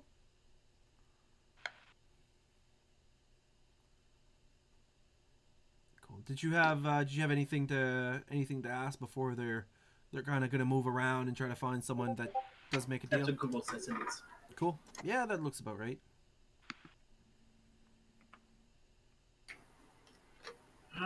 No, I think that's all I had to say. Well, it's nice meeting you, and perhaps we might run into you again later. Oh, thank you so much.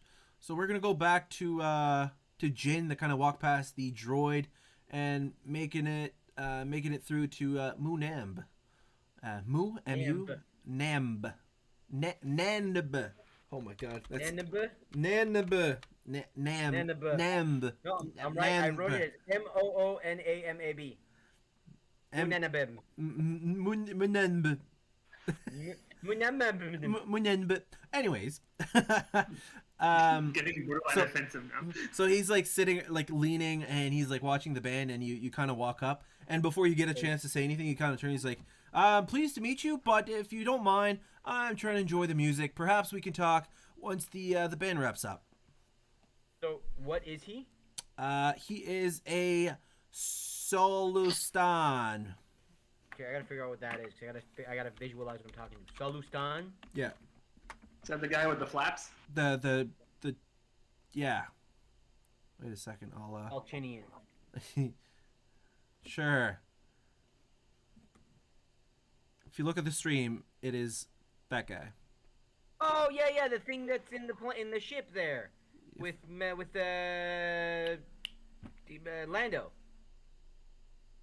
Yeah. Yeah, I know what it is. Oh, the Wookiee, Chewbacca. No, there's a part where Lando has one next to him. Yeah. Yeah, no worries. Yeah. That's all good. Cool. So one of those. Cool. So I'm going to be like, oh, I am flattered that you think that I'm here to speak specifically to you. This is my jam. I'm just going to look at the band and just cross my arms, just listen to them and just enjoy the tunes until they're done. Cool. So he kind of looks at you and he kind of steps to the side and he's like, okay.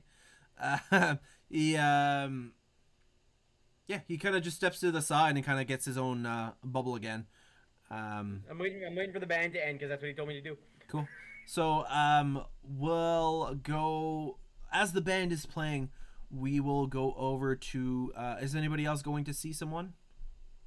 I'll go talk to the Gand. Cool. Sure. I'll just say this: after a few minutes, I see that the band's not wrapping up. It's probably going to be a whole night event of them playing. I'm gonna do it. I'm just saying that, like, once he's done with the Gand, I'll probably try to fucking talk to Lawful Face. Well, I think he said once the song is over, wasn't it? Or once the band wraps up. Once the band wraps up, so they'll probably take a break at some point. But anyways, so Cal, as you walk up towards the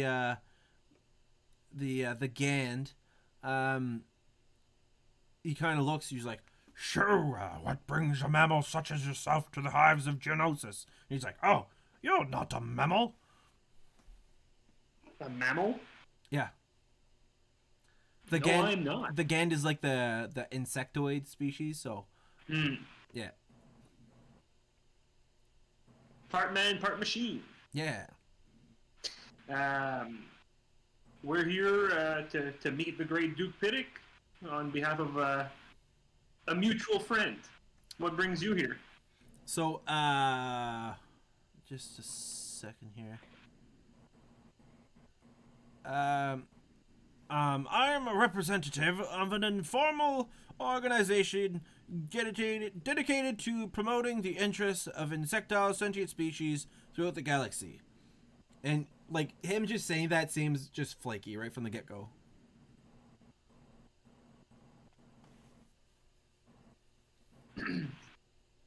Okay. And what do you do exactly? I'm looking to set up, how can I say, a meeting in a hive with Duke Piddock. He is an insectile species, you know. It's good for us insectiles to stick together. Well, why don't I go grab him? We were just talking to him privately earlier. Oh, well, it'd be more appropriate for the insectiles to speak on their own. Well, why haven't you had the chance to talk to him yet? Oh, he seems to be busy, and he seems to be a bit tired. He was having quite a long conversation with you. You were the one when we force-fed him 2 drinks? Oh, yes, it was...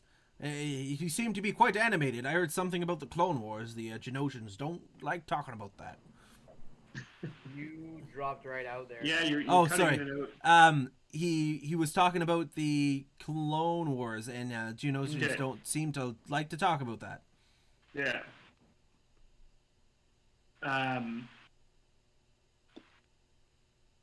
So I'm going to ask him how long he's worked for whatever the fuck he said he worked for. The insectoid clan or whatever it was there. Yeah, so he's like, I've been, it's been the greater part of a decade. And you can tell that he's like, it's like flaky. You can tell that it's probably some sort of cover, as you guys would have. Yeah. All right, let's cut the crap. What are you really doing here? Because this whole thing sounds real silly. He's like, I would recommend asking too many people here that, because everybody here is working for someone else. Who are you really working for then? Oh, You're pushing me a bit too far there, sir. If you I'd recommend you go talk to someone else. Okay. I'll keep my laser eyes on you. Cool. As you walk away and you kind of turn to look towards them, I'll get you to make an average perception check. So 2 purple. Perception? Yes. Okay, hold on.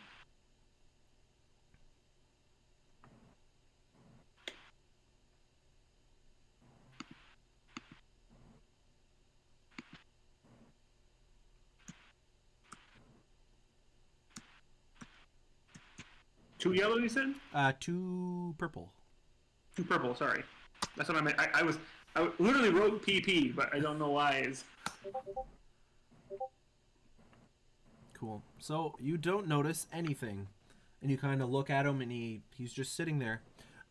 So proceeding, there, Slacks and Jin. I think there's only one person that has not been talked to. I'm not sure if you both wanted to go or kind of. is this band dwindling down, or is they're still fucking thriving? They're like halfway through a song. They seem to be longer songs. Like it's like a upbeat like jazz kind of thing. Like it seems never ending if you don't like the style. Okay, so I'm gonna turn around, like just kind of still enjoying the music, look at the part, like lean into Moonam, just like you'll understand, like put my hand on my shoulder, lean into his ear, and be like, just like because the music loud is right next to the speaker, and just go, I also enjoy this music very much.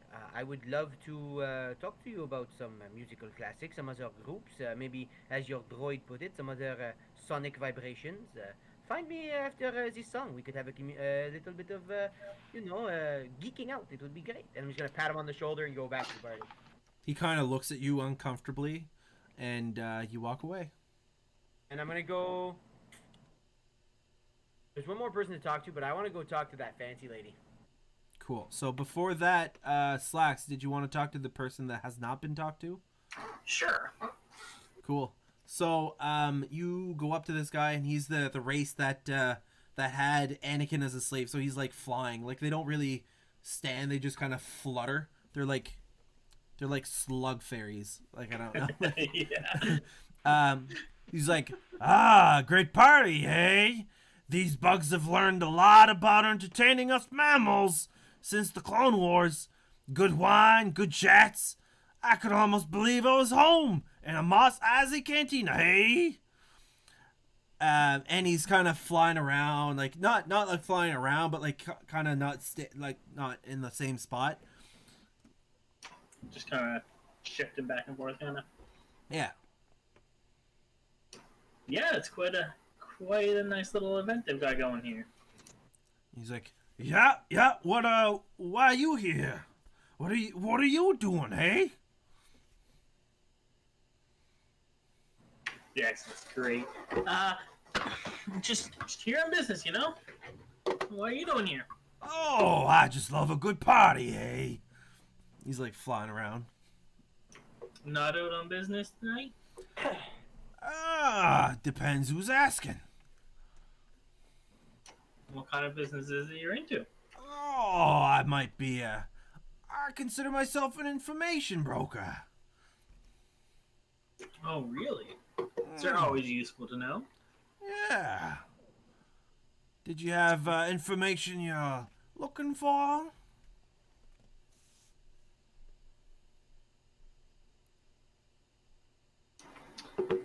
Well, do you know anything about Lord Dimmick? Dimmick? Duke Dimmick. Yeah, that Yeah. one.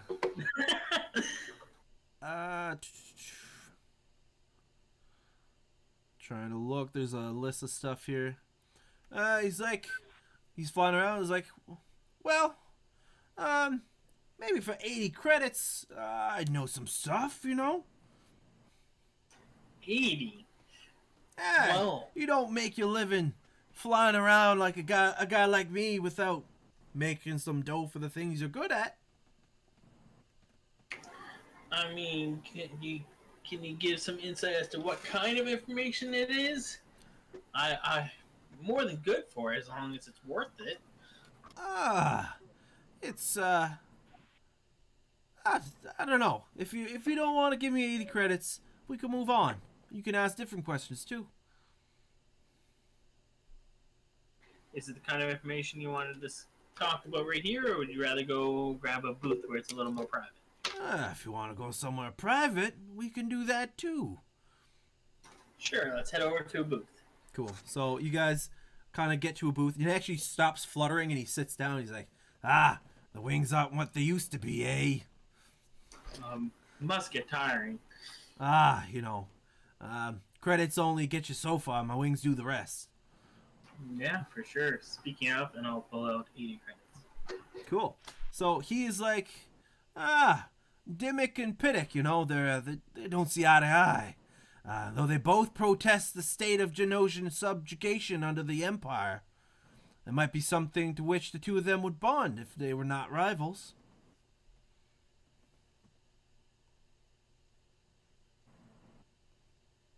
Yeah, we heard there's quite a little feud between them. He's like, yeah, there's a bit of a feud, but I see a lot of these Genosians be the same. What exactly do you mean? Same. They have the same views, but, you know, they just have the mentality that they need to be rivals. But if you ask them what they think of the Empire, they'd say the same thing. So really, it's all just about appearances, trying to be on top.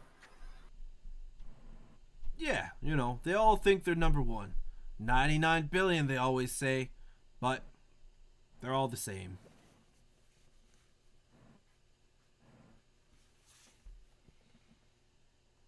Did you have any more questions that I might be able to answer for some tips?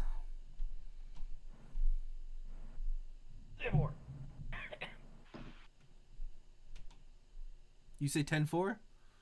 No, he said Seavor. I'm just trying to think. I don't know if I would have brought that up. you know much about Timo the Hut?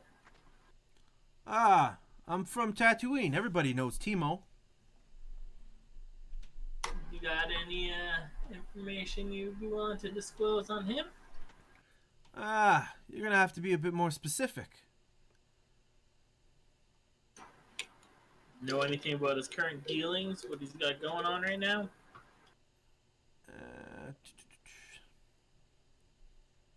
Any allergies to nuts? so he's like, well, he's like, I know someone who's under his employ. For 40 credits, I might be able to divulge that. Or perhaps you're looking to see something along the lines of his standings with the Huts. There's, 60 credits. Maybe I could divulge that.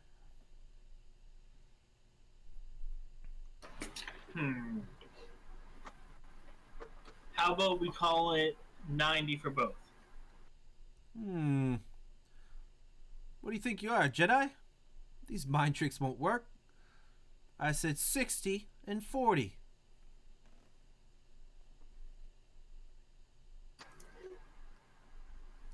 Sure, and I hand over a hat. Cool. So,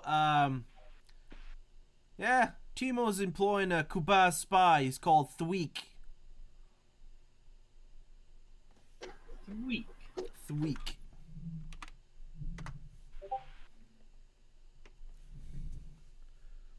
Thweek. And, I'm expecting the second H. no, there's no need for that H. Thweek. And Timo's from a minor branch of Jabba's own clan. He's supposed to be a dutiful junior Hutt, doing what he's told and kicking his percentage up the chain. But word is he's ambitious. Maybe too ambitious, eh? Maybe if Jabba got some information that Timo was going to move against him, he'd smack the upstart down for the good of the clan. Oh, really? I've talked to Jabba myself a few times. Have you? Oh, of course. That's he pays well for some information. I just need spicy stuff to give him. There's always lots of spicy stuff. Did you have any more questions? I do know quite a bit. Are you looking for information about the guests at the party?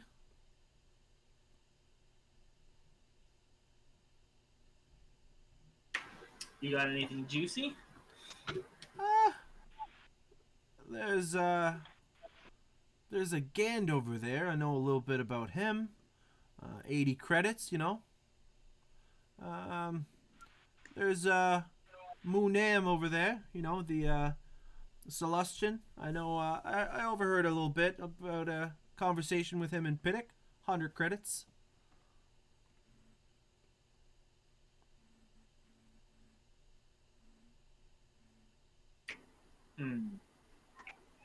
Well, I know my associates were already talking with them, so I might go see what they found out. Maybe I'll come back if they didn't find out much. Yeah, you go do that. I'll be flying around, eh? Sounds good. I'll be around. And he's like, I got a piece of information for you. oh, is that so? Yeah. We heard that one of the Timo's little mobster guys there tried to double cross him. Is that so? Yeah. Guy running the mining operation, or the... Well, he's not doing mining, he's trying to take over the mining operation on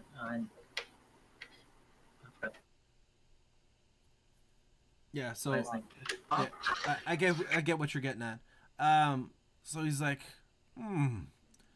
thank you for that. Maybe we could make this worthwhile.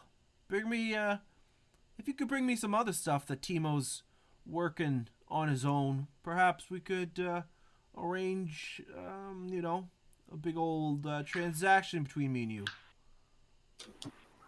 Yeah, if any information I find out, I'll come see you, see if you have something worth trading for. Sounds good. And he kind of flies off.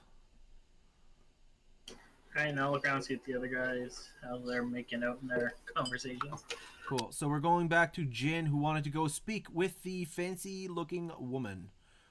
Mm-hmm. And she's like looking around, and she has like a cup, and she's like looking at it. She's like, "Oh, fine craftsmanship, wouldn't you say?" And for her, since she's dressed fancy, I'm going to embody, as best as I can, as Jin, the stereotypical shishness that I was told about as a child. Straight posture, pompous up chest, very Thrawn-like, like hands behind the back, and just come close. Serious, as serious as you could be, basically. Yes, as serious as Jin can in his own fucking immature self, and go. Yes, I do believe that this craftsmanship. I'm going to extend a hand. See it? She's like, "Oh, of course," and she hands it over. What am I looking at? It is a cup. Basically, the cups that they've been using. They're just like interesting. It's like a big shot glass made of like some sort of rock, but it's like it's nice. Is it empty or is there a drink in it? It is empty at this point. I'll hold it up to a light and just go. Yes, the minerals and materials used within this its fabrication, I do believe that the reflection of the light upon it makes it very, how you say, delectable on the peripheral vision. Delectable. I couldn't think of a word. I'm Jin. My fucking presence isn't here, buddy. She's like, "Oh, of course. Tell me about. I see that you're a chiss, I believe. Tell me about yourself a bit, and I'll get you to make a average charm check with a boost die. And I won't. Yeah, I won't get you to produce information if you don't like necessarily have it. But I will totally lie my ass off if I need to. You know I will. Jin, I do shit my way. So you said charm with a boost die. Yeah. Okay, so green, blue, and it's purple, purple. Purple, and a blue.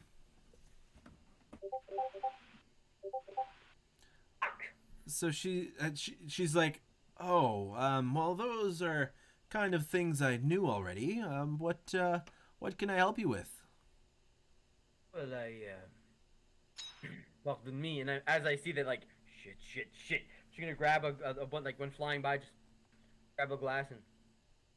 Well, I see that you seem to be a woman of fine tastes, and being of a planet that is known to be so destitute, in a while I was wondering if you had heard of any artifacts from the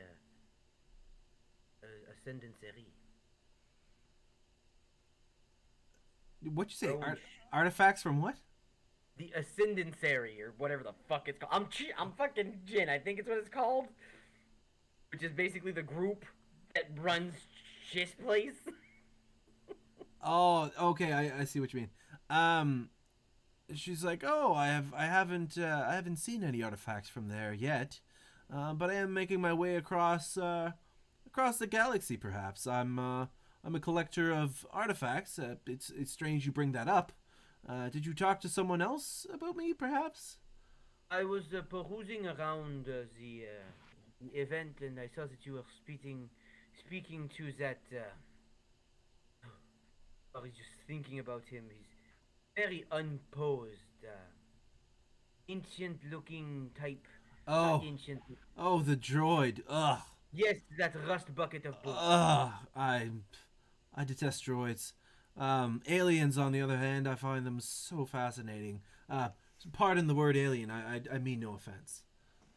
I do not take offense to it. We are not so different, you and I. I just have blue skin and red eyes. Aside from that, we are the same. Madame, I'm going to extend a hand and point towards a table. I will get you to make another charm check. Fuck. I will not add the boost die, just 2 purple. Fuck. Come on, buddy. Give me a deception or something. Oh, bitch. So she's like, "What? Before we go anywhere, tell me what's your plan?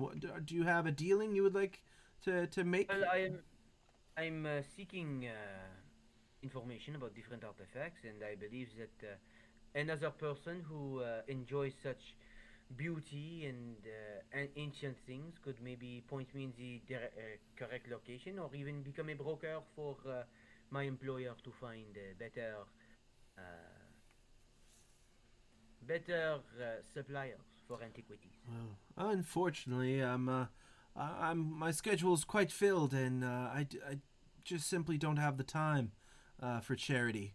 If you do end up with some artifacts you're looking to sell, or perhaps something you're looking to buy, then maybe we can talk. But for the time being, I'd like to talk to people I find interesting. Unfortunately, I'm gonna have to say farewell. I'm gonna adieu, and I'm going to kiss her on the hand, and then as I'm walking away, just like fucking slouch back into my like laid back thing, and then if she sees this, just straight up go, and just keep walking. Cool. So, So you guys are all done, I believe. What? Did Moon Nam come and see me at all? He did not. I will say that at this point, the band is going to take a break since you brought it up, and I somewhat forgot about it. So I'm gonna go find Moon Nam. Munam is going to he is not going to find you, but he's going to stay where he is when the song is done. He's going to stay where he is when the song is done. I'm gonna go be like, fine, fuck, band's done. Go see Moon Nam. Oh, While he's doing that, I'm gonna regroup with Slacks. Okay, perfect. So you walk up to Moo, and he kind of looks at you. He's like, I appreciate you coming to see me again. You are quite persistent. You must be a follower of the Empire. Yes, I believe that the work that they are doing has benefited my cause, especially with our military advantage. And I'm just basically gonna go into whatever fucking bullshit I was taught about the Chiss military helping the Empire. And I guess we are helping my people. We are helping very much on the unknown fringe, owned by the Ascendantary. I'm just throwing out that word because that's like the only word I fucking know. So he's gonna look at you dead in the face after you're done your rant about how great the Empire is. He's like, "Oh, well then we're done here," and he kind of walks away. Gonna go. Great. I'm gonna go see Cal and Slack and be like, little fucking pancake face over there does not like. I'm gonna make sure that like if he looks at me, that like I'm gonna stand off to the side from them and just like look outside, look around the party, and just like talk as I'm talking to myself, like to a calm, and just make sure that. So basically, you know what I mean? Like I'm telling them, but I'm making it seem like I'm not talking to them. Yeah. I'm gonna be like, yes, pancake face short fucker over there. If you speak to him, do not sympathize with the Empire. It is a bad idea. If somebody wants to talk to him, it would be great. He seems like a very important person. Just choose your words carefully, and if you don't mind, I'm going to go enjoy all these free drinks I've been missing on. I'm making my way to the bar. Cool. So, Cal and Slacks, you guys are reunited. You just received that message. Is there anything you would like to do? Slacks?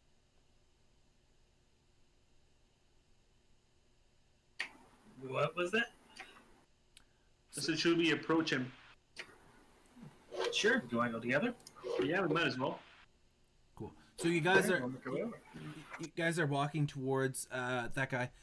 Jin, I will actually get you to make an average perception check. Average perception. I'm good at perception. Perception. Come on, Rolls. Fucking do me something. Hey, Fucking there you go. So you're drinking, and you see the Gand, which is the buggish looking one with like some sort of communicator stuck to his face, and you see him kind of talk to a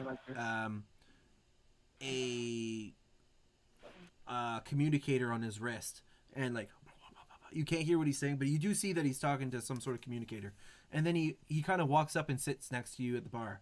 We're gonna go to the other people, but he's gonna question you about what's going on. So As we're walking over, I'm just gonna ask Cal. So, did you find out anything interesting in your way around the room?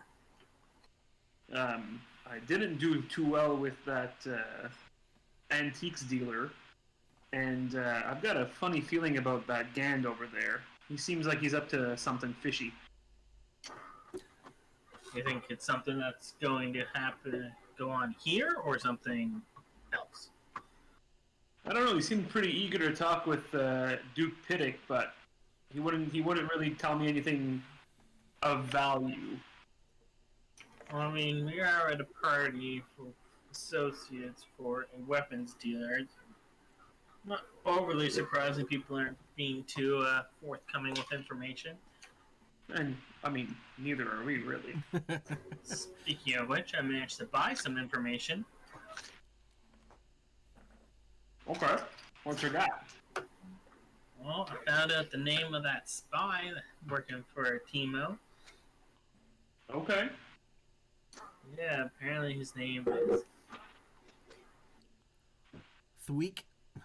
Yeah, I was going to go double check how it's spelled. Thweek? Thweek. With 2 H's? Are you for real? Yes. Also, apparently Timo is part of Jabba's clan, and not exactly in his best favors currently. Oh. So he sounds like he's trying to up to no good himself even more. Yeah, he's not wanting to work his way up through the ranks. Sounds like he's trying to just jump his way up to the top. That might not bode over too well with Jabba now, would it? No, but it might bode over well for us.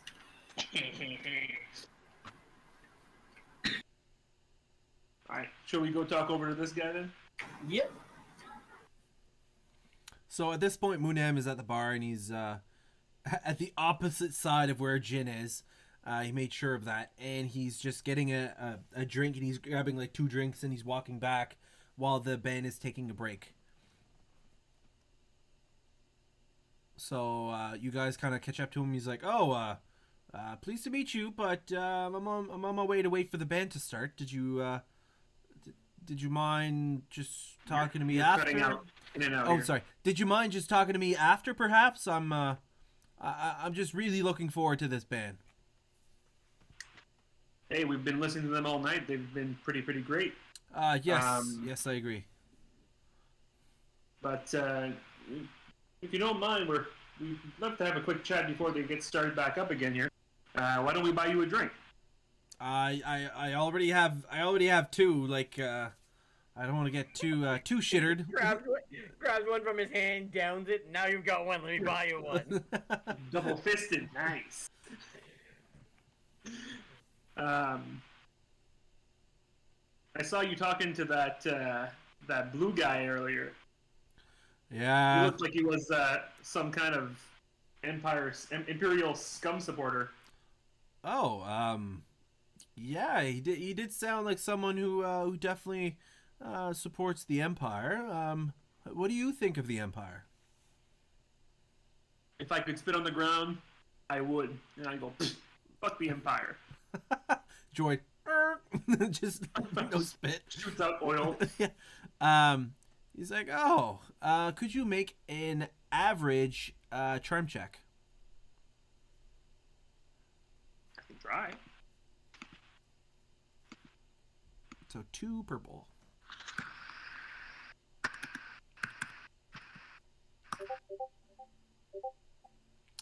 So he's like, "Yeah, if I could spit on the ground too, but if you don't mind, I'm really not. I was just here to talk to you know, Piddick and kind of just enjoy the band." You're a friend of Pittix. Yeah, I am. I mean, he was talking to us earlier about how little of a fan of the Empire he was as well. So I guess we all have a common ground here, my friend. Yeah, well, I'm just a tourist, really. I've always wanted to see the rings of Geonosis, and we kind of bonded with Duke Piddock when it came to the love of jets. Of jets? Jats, which is a type of music. Oh, okay. No, you're not here for business then. Oh, of course not.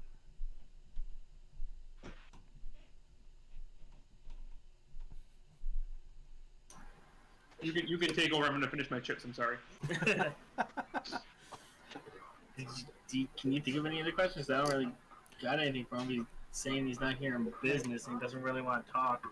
I know. can get you to make a charm check as well, Slacks, if you like. Average. I'm not sure. Let's see how bad this goes. Maybe he just doesn't like droids either. Maybe he likes you more than me. Maybe he just like big booty bitches. Jessica, bop it, that bop. Absolutely nothing.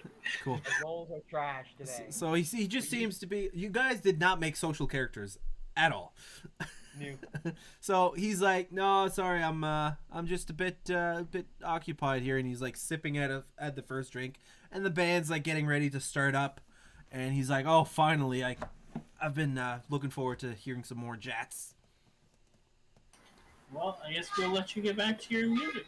Thank you so much. later.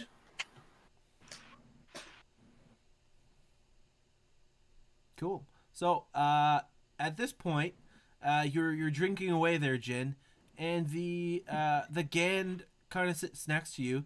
He's like, what? Sorry. I always Use get your world. I get It come out of your mouth. I get flustered when I talk to mammals. What What you call me? a mammal. He's like, what are you doing here? What brings you to see Duke Piddock? What I'm doing here is clearly enjoying this array of delicious drinks that Geonosis has. I heard the fermentation is delicious. For what I'm doing here, I'm doing what everyone else is doing, you know. Business and such. What about you there? A knock on his little apparatus. Bugman. Well, speaking of insects, I'm here to for an organization dedicated to the promoting of interests of insectile species, and I'm just curious. Did you come here with that Trandoshan and that droid? Did you guys come in together? I think I saw that, right? I'm gonna take a swing. Go. First of all, what you just said to me. Like, can I tell that he's like scrambling for words, trying to cover his shit up? You can tell that his cover seems to be kind of bullshit. Like, it just sounds, it's too wordy. Like, it sounds rehearsed.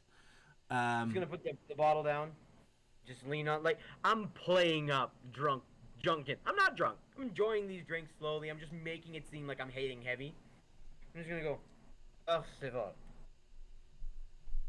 you seem to be prying a lot into my personal business, which I don't mind, but I do mind at the same time, so it's none of your business. Secondly, if you're going to come up with a cover, you make it as vague as fucking possible. You've got too many fucking words. Just say, oh, you know, I'm here for bug business. You wouldn't understand. What you're using is clearly a facade. Take it from the pro kid, and I'm gonna grab the bottle and just. He's like, oh, So- okay, I'll let you keep drinking. No, friend! I'm gonna wrap my arm around him, pull him right close, and go, no, you've initiated this conversation, and I'm gonna pour him a drink, going, we're going to have a nice chat, you and me. Cool. Sounds So good. let's make an opposed brawn check Fuck. as he tries to kind of Blow away. push his way out. Yeah. Would it be brawl or brawn? if you want to do brawl, we could do that. It's the same. I just want to know what. Okay. So what am I rolling? What am I rolling? 2 purples and a red. Oh.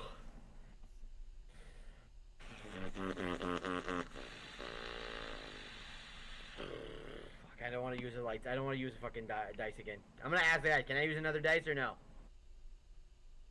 I don't care. Can I bring down the difficulty or do I just up my dice? You up your dice.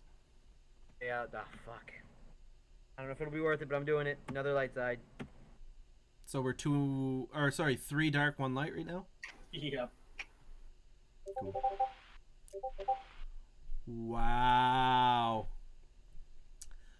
So that is super lucky. So he doesn't manage to break free, and you manage to keep the conversation going. And he kind of just keeps asking, like, "Oh, what ship did you guys come on? It must have some sort of name." So when I landed, you said we saw. Did we see another ship? There was like ships flying around. Like when we docked, I wouldn't have seen another ship. No, it's like a landing bay kind of thing. You land kind of like a Parking lot. yeah. What do you call it? The guys that drive your car? Chauffeur. LA's. Valet. Yeah, kind of like a valet service. So the Genosians kind of parked your ship elsewhere. Kind of like a landing pad. You park, you get out, they get in, they kind of park it somewhere. I'll just be like, oh, I came on the rented ship. I hired a pilot from the planet I was coming from, and he flew me right here. I told him, hey, I've got some work on Geonosis. You fly me there and I'll pay you the credits. My employer implores you. Cool. So I will get you to make a deception check or Deception. I will take deception. Yeah, deceit. Yeah. And he will. I might as well use it. I'll make it harder. Okay. So what is it? So it is a. It is based on willpower, so it's going to be 1 purple, 1 red. So we're 2 and 2 now for the force.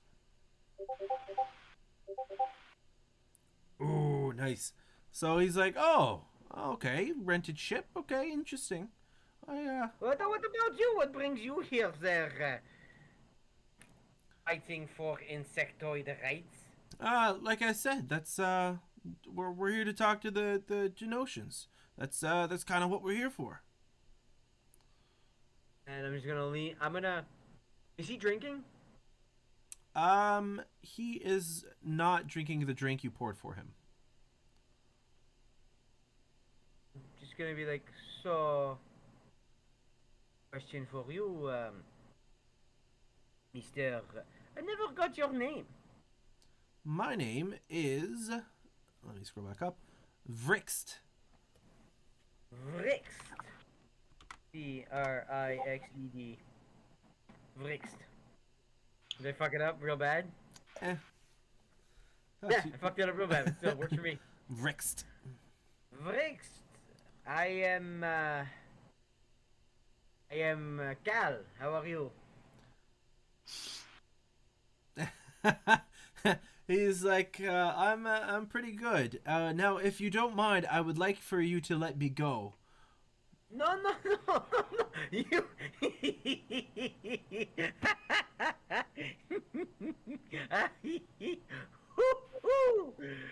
You really think it's easy to approach a man who has poured you a drink and refuse it? That is sometimes considered acts of war in my civilization. You take the drink, bug boy, and then I'll let you go.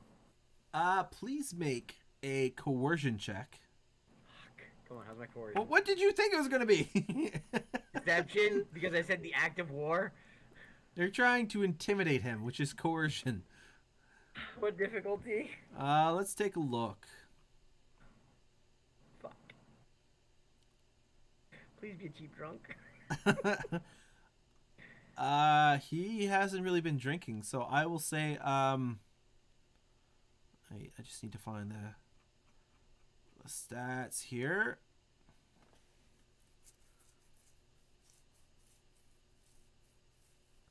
It's going to be hard. And you know what? Okay. Okay, that's Alright. fine. That's fine. No, it's good. Cool. So he's like, actually, and he kind of puts his head up. He's like, guards, and kind of speaks up. And at this point, a Genosian kind of pops up. Like, I don't want to say immediately, but they weren't very far. And they're kind of like,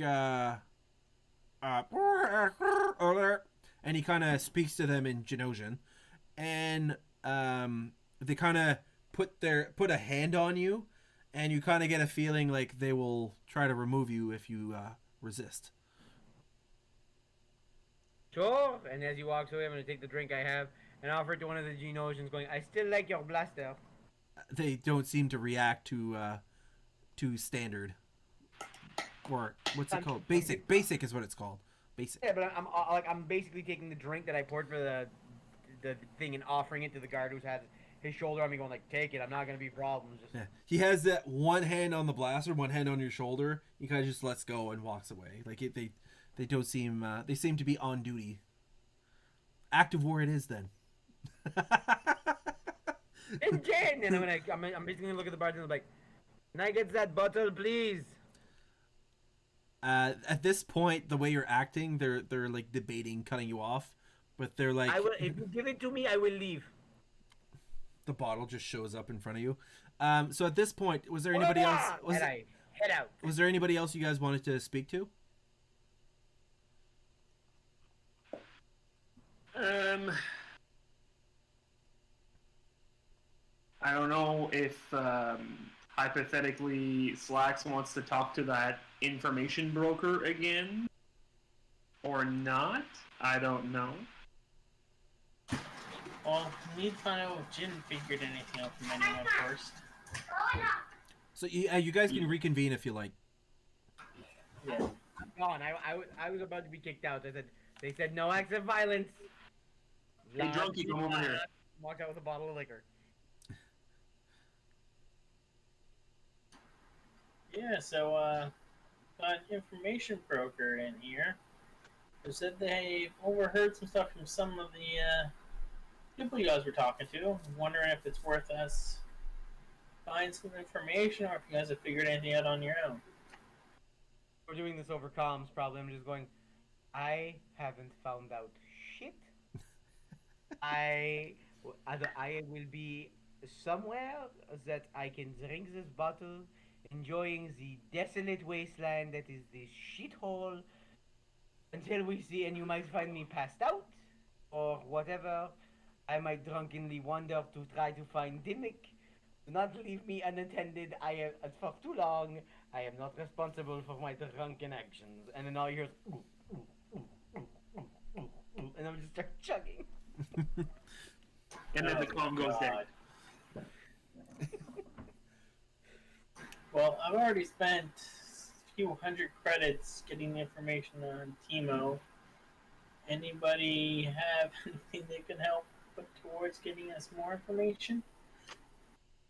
Did he mention? Did that broker mention something about anything about the people at this party? Yes, he said he overheard some information on a couple of the guests. I forget which ones he said now. He did say the Gand. He knows a little bit about the background, and also he overheard a conversation between Moonamb and Piddick.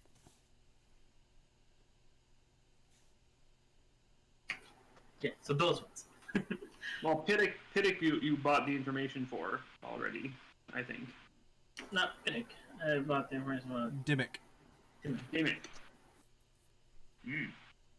Piddick. I didn't know if there's anything that we don't know of at the moment that would be of use. But the other guests, finding out why they're here might be useful. Like I said, I've already spent a few hundred credits getting information. Just didn't want to spend all my funds. You mentioned he spoke that he knew a little bit about the Gand. He did say that he Yes. knew about the Gand's background. Yeah, sorry. How much did he want for the Gand and the guy that our friend Jin almost got kicked out for? Again. Oh, that was again. That's right. It was the same guy. It was 80 credits. 80 for him, yeah. I suppose I could go in the hole for 80 credits for you, my friend. I wasn't sure if you wrote it down or not, so yeah, 80. I didn't. I'm half dealing with kids, half trying to play. Let's go find our friend here. Yeah, alright, we'll go looking for our information dealer. Cool. So the Toydarian is kind of fluttering around, kind of half dancing in the air, like while fluttering, because the music's is bumping, and he's just gonna, yeah, he's just gonna kind of like, oh, my friend, you've come back. These wings, hey, they keep me going. Did you want to buy some more information? Yeah, I think we're interested in finding out some more about the Gant. Oh, 80 credits, I think I said. I thought you said 70. Oh, I told you, you're not a Jedi. You won't trick me. Oh, I'm not trying to trick you. My memory's not great. I'll pull out the credits from my utility belt and toss them over. Cool. So he grabs the credits. He's like, that Gan there, he might not look like much, but he's a bounty hunter. I knew it. Fuck! I didn't give him my name. Yeah, you gave him mine, you cock. I knew when he was asking if we came together that he was a bounty hunter. He's got our contract. They're looking for a droid named Cal, not a fucking chiss named Cal. We're good. Oh, right. The typo. So he does have information, I think, about all the guests if you're really curious about... What about, what do you know about, that guy that won't seem to leave the band alone? I did overhear a conversation between him and Piddock, eh? Maybe 100 credits could give you that information? 100 credits? It's some spicy stuff. You're getting you're making a killing tonight, my friend. That's what information brokers they do, eh? You don't have any information we can use for trade to help out with this, do you? Maybe save us a few credits? If you have something good about Teemo, perhaps we could trade that, but it'd have to be something pretty good, eh? Well, we know something about one of his pilots he had working for him. I'm not really interested in what his pilots were doing. Not even if it was tricks. Tricks are for kids.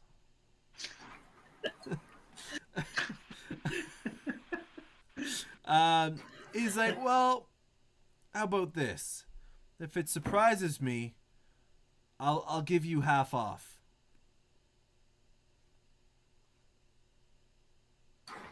Alright, well, don't know if you heard, Trex kind of fled from Teemo and is from man, my memory is so bad. Can't remember the planet's name. From Tatooine? Yeah. And he was working with that mob boss there, and the one that was trying to double cross Teemo. I will get you to do a deceit check. And I will give you a boost die. And it will be average. So 2 purple and a blue to a deceit check. Deception, huh? Oh man, I have no points then.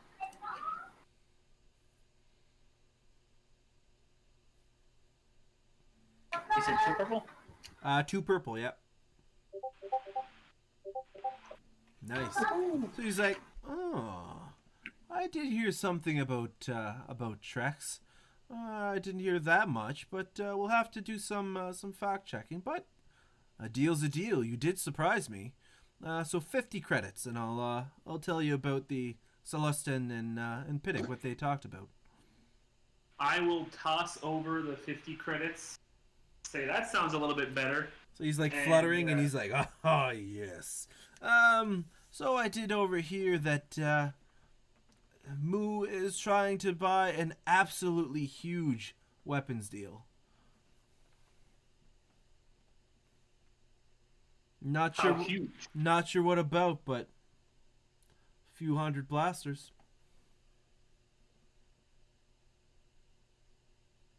And do you know who Moo works for? I know he hates the Empire. That's about as much as I know. Who doesn't? He kind of looks nervously, like, I don't know. I'm an information broker, buddy. You didn't say the right thing in front of me. It's a joke. It's a joke. I work for the Empire. I'm a cop. Are you a cop? Are you a cop? You know you gotta tell me if you're a cop. So, at this point, the party seems to be kind of wrapping up. You do see an opportunity to speak with Duke Piddick again, as he's kind of looking around, saying goodbye to some of the guests that are leaving, some are staying. But yeah, there is an opportunity if you guys want to talk to him again before the party. Before we do that, can we radio in to Ota?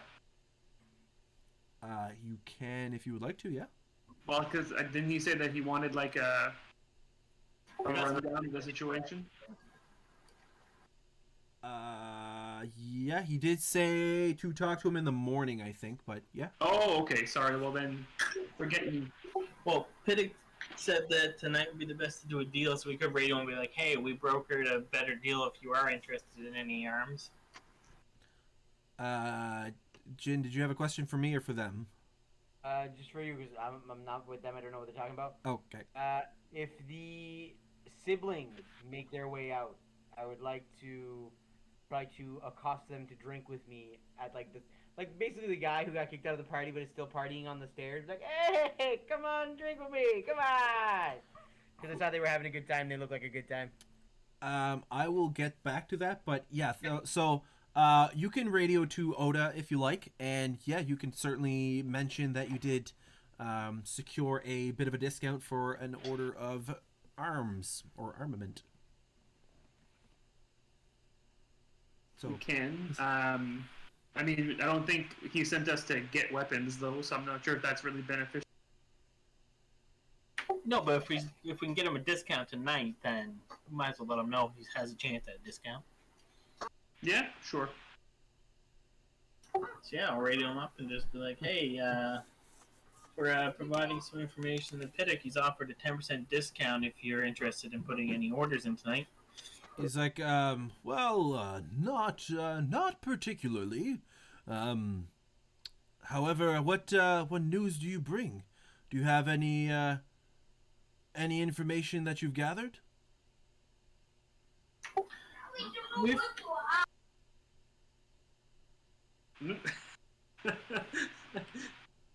Started talking, then I heard a kid after. Yeah, that's why I stopped. Turned off the mic for a sec. We found out quite a bit of information, actually. But we found out why Piddick has stopped working with Hemo, and so we have that in our back pocket for when we go talk with Dimmick tomorrow. Okay, well, don't forget that you must be quite polite, and we want him to like us. So be careful what you say, and just call me tomorrow morning, and I will direct you as best I can. Were accommodations arranged for? Yes, of course. Yes. All right, perfect. Well, then we'll speak to you tomorrow. Perfect. Thank you very much. And yeah, just take the Crate Fang over there. Or sorry, not the Crate Fang anymore. It's the Cataclysm. And thank you for the offer, but we are this is a bigger concern than the arms. But thank you for for making that deal happen, or getting the possibility. We will talk in the morning. All right, sounds good. Perfect. So going back to Jin, you're kind of waiting around in the Just hallway. looking for any guests that want to party and be like, hey! So the brother Rex, or Wex, I think it's Wex. Let me scroll. Next on. Wex Vo to be specific, and Orpa Vo. But anyways, Wex is like, hey, you're still drinking. I like that. I like drinking too. And then the sister's like, hey, we gotta get up in the morning. We gotta go fly over to go see Dimmick. So do I. Come on.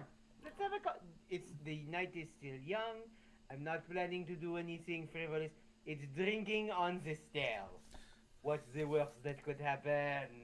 I will get you to make a negotiation check, and I will make it opposed by theirs. 2 purple. And I will give you a how about this? I'll give you a boost die because the guy wants to stay, but I'll give you a setback die because the girl doesn't want to stay. Not looking. I'm not looking. My rolls have been shit today.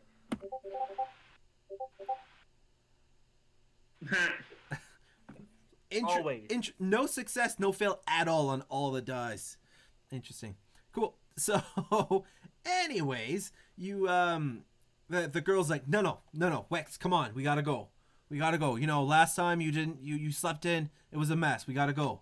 And he's like, maybe we'll see you there, buddy. Maybe we can drink there. I'll look at them like, well, how about this? Instead of me drinking on the stairs alone, you need to go somewhere? How about I join you and I drink where you rest? No, we gotta go to bed. We gotta go to bed. Come on, Wex, come on. He's like, oh, come on, one more drink.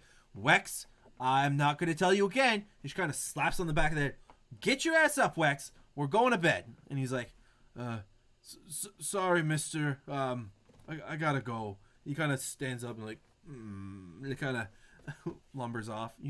She's like, you're a bad influence. I don't appreciate that. I'm just gonna look at her and be like,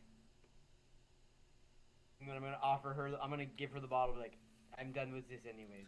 She'll take it, like take a few steps and just set it on a table on her way out. And she's like, oh God, these people. And kind of walking. She leaves. Is anybody else walking out that could be interested in talking to me? No, I'll say that everybody kind of seemed to have their own place to be. Au clair de la lune. the old chiss im. Yeah, just singing in the night. Yeah. Cool. So unless there's anything in particular you guys want to do overnight, we can fast forward to morning. I want to actually do one more thing. Okay. Does the fucking since I'm like I said, I'm pretend acting drunk to get people to think like lower their guard around me. Yeah. Does the gained walk out and go somewhere? I will get you to make a perception check against his stealth. Not bad. Not bad at all. What's his stealth? It is 4 purple.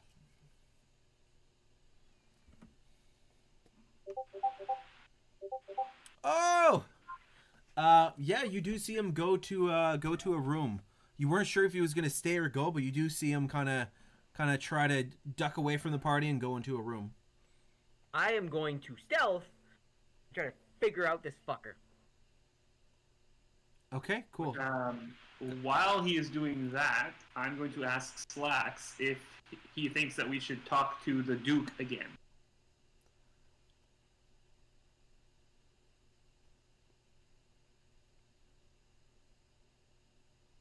Slacks?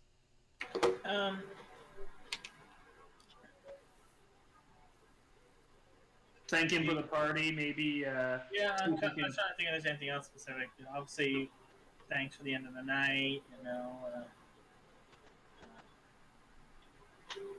Yeah, I can't think of anything else at the moment though. Cool.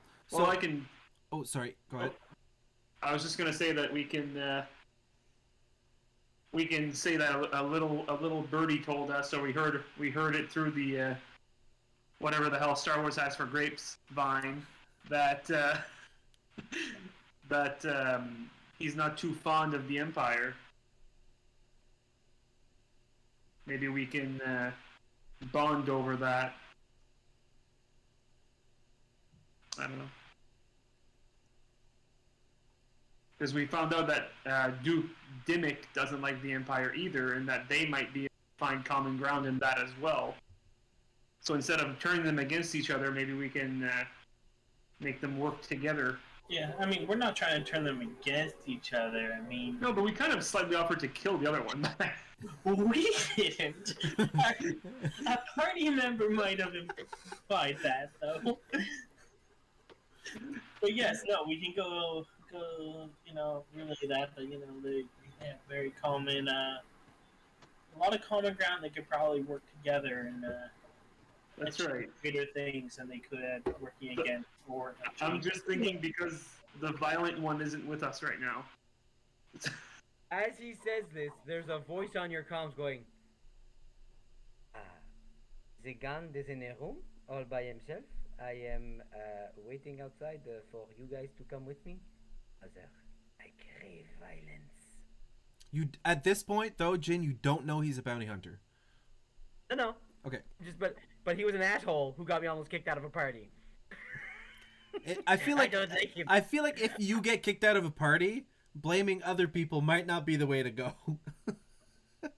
I'm Jin. I'm in no fault. Alrighty, so yeah, are you guys going to speak to the Duke? Yep. Okay, cool. So, Jin, there is no presence of your friends, but we will go do their part, and we'll go see what you do after. As if we're gonna let this unfurl because this is what normal people do, and then we'll go to your fucking murder in a second, buddy. So, we're gonna go back to the Duke. He was like, "Oh, I'm glad you guys stayed. Did you have a good time? Make some business plans? What seems to be on your mind?" We had a fantastic time. Thank you so much for your hospitality, Duke. It's my pleasure. I've gotten a few deals, and I think it was a great success. That's great to hear. We spoke briefly with Oda, who said he would definitely keep your offer in mind, but he's not quite looking to deal on this evening. Oh, However, we did hear through the grapevine that you have little love for the Empire. oh, of course not. They're treating the Genosians terribly. Why do you mention this? I'm just simply thinking that wouldn't it be better if somehow Genosha could sever all ties with the Empire? If only this was possible. What are you gonna do? Take down the Empire? What, Stop shaking your head over there. Do it. Come on. What if there was any ways that you guys could unify with multiple dukes? Did you hear what happened to Alderaan? Alderaan doesn't know what happened to Alderaan. Alderaan is in Alderaan places. There's a little bit of Alderaan here, there's a little bit of Alderaan there, you know? Yeah, yeah. Alderaan the place. Oh my God. That was Oh, a good one. Yeah. oh God. So, I feel like it might not be necessary to say that going against the Empire, might not be wise. Could just be me, though. Could just be me. Maybe I'm the only one thinking like that, but I feel like there's 99 billion other Genosians that would not like to get popped. Popped. Popped. I just now I hear this senile old person that you were talking about earlier. I don't like the Empire, but if you don't like sharks, I don't recommend jumping in the water and fighting a shark. Bad idea. I know that. I have wings. I can't fight sharks. I'm a Geonosian. And they had a Death Star. But I don't know what else they have. Star Destroyers. I don't know. My Geonosian rifles are pretty good, but if my planet blows up, what do I do then? I can't just flutter my way to somewhere else. Go see the fucking Twi'leks? No! This went over so perfect, man. I want to keep him as a pet. You know, I've been Duke of this colony for 3 years. I'm the Elder. Do not mess with my authority. Oh god. Oh god. I can't take anything seriously because I can't focus on anybody but Jin right now. No, sorry. He's been in power for 3 years. He wasn't born in power.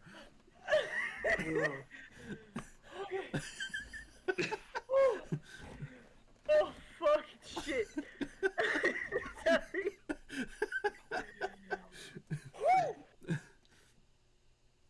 Okay, I'm good. So, All right. so what do you suggest? We attack the Empire? I don't think so. Anybody who is willing to do so, thumbs up, big old thumbs up. But sorry. No, not looking to attack the Empire head on, but we're definitely looking to make their lives a little bit less enjoyable. Oh, wonderful.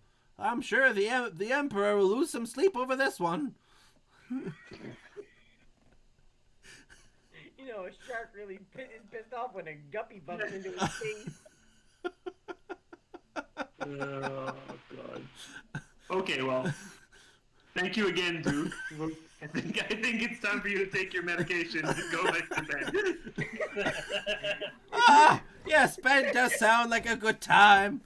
And he walks away with his cane. He's like, oh. That's when a nurse shows up and goes, "Oh my god, who let this patient out of their room? The Duke has been sleeping all day." I hate needles. I'm the Duke. It's just. Alrighty. Anyways, the Duke kind of leaves. So we're going back to Jin. On a different note, Jin, you are in front of the Gand Bounty Hunter's door. What would you like to do? In front of or behind? I am in front. I'm gonna calm. Yeah, the you're guys, like outside the door, is what I mean. So Oh, I'm gonna okay. be like leaning against the wall and just like calm them and tell them like, "Hey, I am. This gun is giving me strange vibes. He was talking on his comms earlier today. I know you guys talked about information brokers and such. Anything I should know about this person?" Nope.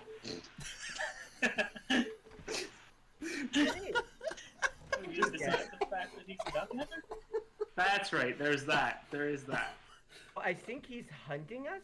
So if you guys want to come, we could overpower this small fuck, or we could find a way to, torture the ever-living fuck out of him from outside this room. I'll be waiting for you. I will give you 5 minutes to get to me. I'm going to be listening outside the room, see if I hear anything. And I'm going to press my ear against the door and just like... And I'm waiting. If they don't show up, I'm going in by myself. Cool. Could you let us know where the fuck you are? Of course. Like, I relay, like, I'm at the 4th door down the 3rd corridor with, the dirt and insect poop. So most of Genosha. Okay. Good to know. So, would you guys like to make your way there?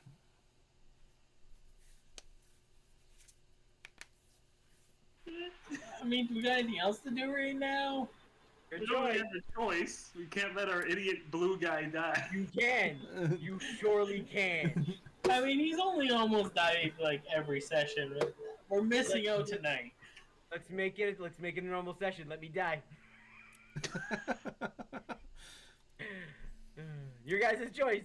So I'll, as they're deciding, I'll get you to make a, I'll say an average perception check across the, through the door. Perception is not that bad. Cool. Average is 2 purple. Yep.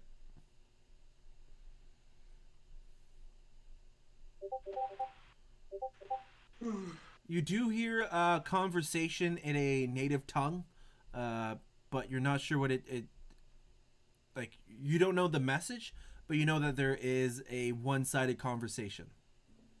Oh, I can assume there's only one person in there. You can assume that there's only one person in there. So I'm grabbing the comms and going, I need to know what's going on. There is a communication. This dude is a bounty hunter. I'm giving you guys like 30 seconds to get to me. 30, 29. First it's 5 minutes, now it's 30 seconds. Do you have no concept of time, man? Do you want one bounty hunter to deal with or more? 25, 26, 24. Yeah, I'm on it. It's okay, not kidding. So fuck all of y'all. 15, 10, 9. I need a choice. You went from 15 to 10. What are you Nine. doing, you? 4, 3. Alright, we head over there. Okay, cool. Heading over. Man, yeah, we're coming, man. Relax. There, I got the decision. I'm waiting. So you wait for another 3 minutes as they walk over.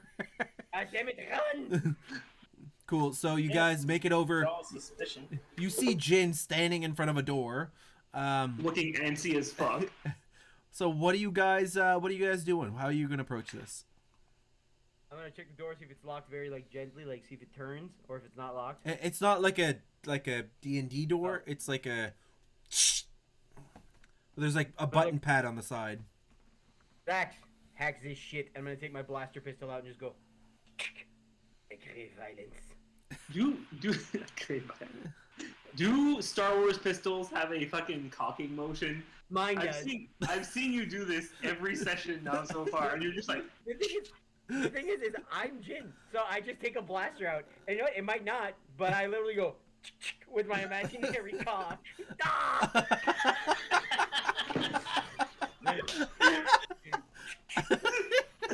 Wow, that was good, man. I love that. I love like a not really a self burn, but just like, Yeah, my imaginary cock. Fuck. Alrighty. So you have the blaster. You're waiting. I'll also take my blaster out, my heavy blaster pistol. Cool. So Slacks, are you trying to hack the door or just trying to open it? Yeah, let's hack it. Cool. I will get you to make an easy computers check. So 1 purple. Or wait, is slicing a thing? Splicing. No, it'd be computers.